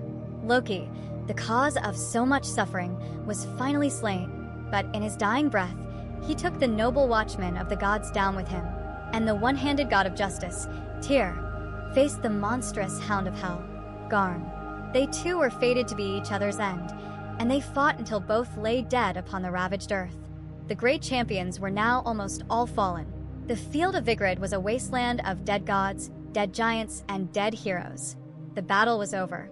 Surtur, the fire giant, now stood as the victor among the corpses. He lifted his flaming sword, the blade that burned hotter than the sun, and fulfilled his own dark destiny. He swept the blade across the world, and the fire of Muspelheim, the primordial flame of destruction, was unleashed. It consumed everything. The living and the dead, the gods and the giants, all were turned to ash. The fire licked at the roots of the great world tree, and Yggdrasil itself burst into a column of flame. The boiling seas rose up, hissing and steaming, and the scorched earth, broken and burned, finally sank back into the primordial waters. There was nothing. The sky was gone. The earth was gone. All that remained was the darkness, the silence, and the great, empty void. Welcome back. I am Arthur, and this is the final part of our long journey. When we last spoke, we witnessed the end of all things. We watched the great battle of Ragnarok, where god and monster alike fell in a series of fated duels. We saw the noble Odin devoured, the mighty Thor succumb to poison, and the cunning Loki finally slain. And we saw the fire giant Surtur engulf the 9 worlds in his cleansing flame, until the earth itself sank beneath the boiling, primordial sea. All was dark. All was silent. The great saga of the Norse gods, it seemed, had come to its fiery and tragic conclusion.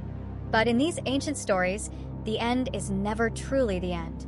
It is merely the turning of a page, the end of a cycle.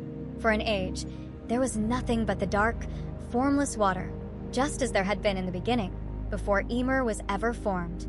But then, slowly, majestically, a new world began to rise from the sea. It was not the old world, scarred by eons of conflict and a final, apocalyptic war. This world was new, vibrant, and bursting with a life that was pure and untainted. The earth rose from the water, green and beautiful, with fields that sowed themselves, bearing endless crops without any need for toil. Waterfalls ascended from mountains that had never known a giant's tread, and the air was clean. And the new world was not empty. A new sun, more brilliant than the first, appeared in the sky. She was the daughter of the sun goddess Sol, who had been swallowed by the wolf. This new sun was born to a world without a wolf to chase her, and she shone down with a gentle, steady warmth. And a few of the gods, too, had survived the great conflagration. The sons of the fallen had endured. Odin's silent son, Vidar, who had avenged his father by tearing the wolf Fenrir apart, returned to this new land. With him came his brother Vali. Thor's sons, Modi, the god of wrath, and Magni, the god of strength, had also survived. They walked together across the new, green fields of Yggdrasil, the old meeting place of the gods, and as they did, Magni stooped and picked something up from the grass. It was Mjolnir, his father's mighty hammer. The fires of Surtur had been hot enough to destroy the world, but they had not been able to destroy Thor's greatest treasure. The sons of Thor now held the power of the thunder, a symbol that the new world would be protected. And then, from the depths of the underworld, two more figures emerged. The gates of Helheim had been broken, and the realm of the dead could no longer hold its prisoners. Baldur, the beautiful god of light whose death had signaled the beginning of the end, returned to the world of the living. And at his side was his blind brother, Hodur, the one who had been tricked by Loki into striking the fatal blow. In this new world, all grudges from the old one were forgotten. The two brothers, reunited in life, embraced, their sorrow washed away by the tides of rebirth. They would, together, rule this new pantheon, a pantheon born not of war and grim prophecy, but of light, forgiveness, and peace. But what is a world, even one ruled by benevolent gods, without humankind? Midgard, too, was not left barren. Just as Ask and Embla had been born from trees in the first world, a new pair of humans had survived the destruction of the old. When the first winds of Fimbulwinter began to blow, a man named Lif, which means life, and a woman named Ulfrasir, which means she who strives for life, had been warned. They took no part in the world-ending wars. Instead, they sought refuge in the one place they knew would withstand the fire and the flood, the great world tree, Yggdrasil. They hid themselves deep within the wood of the tree, in a place called Hodmimis Holt, the Horde Mimir's grove. There they slept, sheltered from the flames of Surtur and the rage of the sea. And for sustenance, they fed only on the morning dew that gathered on the leaves of the great tree. When the new world had risen and the new sun was warm in the sky, they emerged from their sanctuary. They stood in awe of the new, green earth that lay before them, a world without war, without hunger, and without the old, dark gods. They were the new Adam and Eve of this reborn world. From them, a new race of humanity would be born, a race that would repopulate the earth, living in peace and harmony under the gentle guidance of Baldur. And so, our great story comes to a close. It is a story that has taken us from the formless void of Ginnungagap to the fiery end of Ragnarok, and now, finally, to the peaceful shores of a world reborn. The old gods, with their grand ambitions, their dark prophecies, their tragic flaws, and their glorious, desperate battles, are gone. Their time is over. A new age has dawned, an age of light, peace, and simplicity. The great, violent, and beautiful cycle of Norse mythology is, at long last, complete. Thank you for joining me on this journey. I am Arthur, and this has been our story.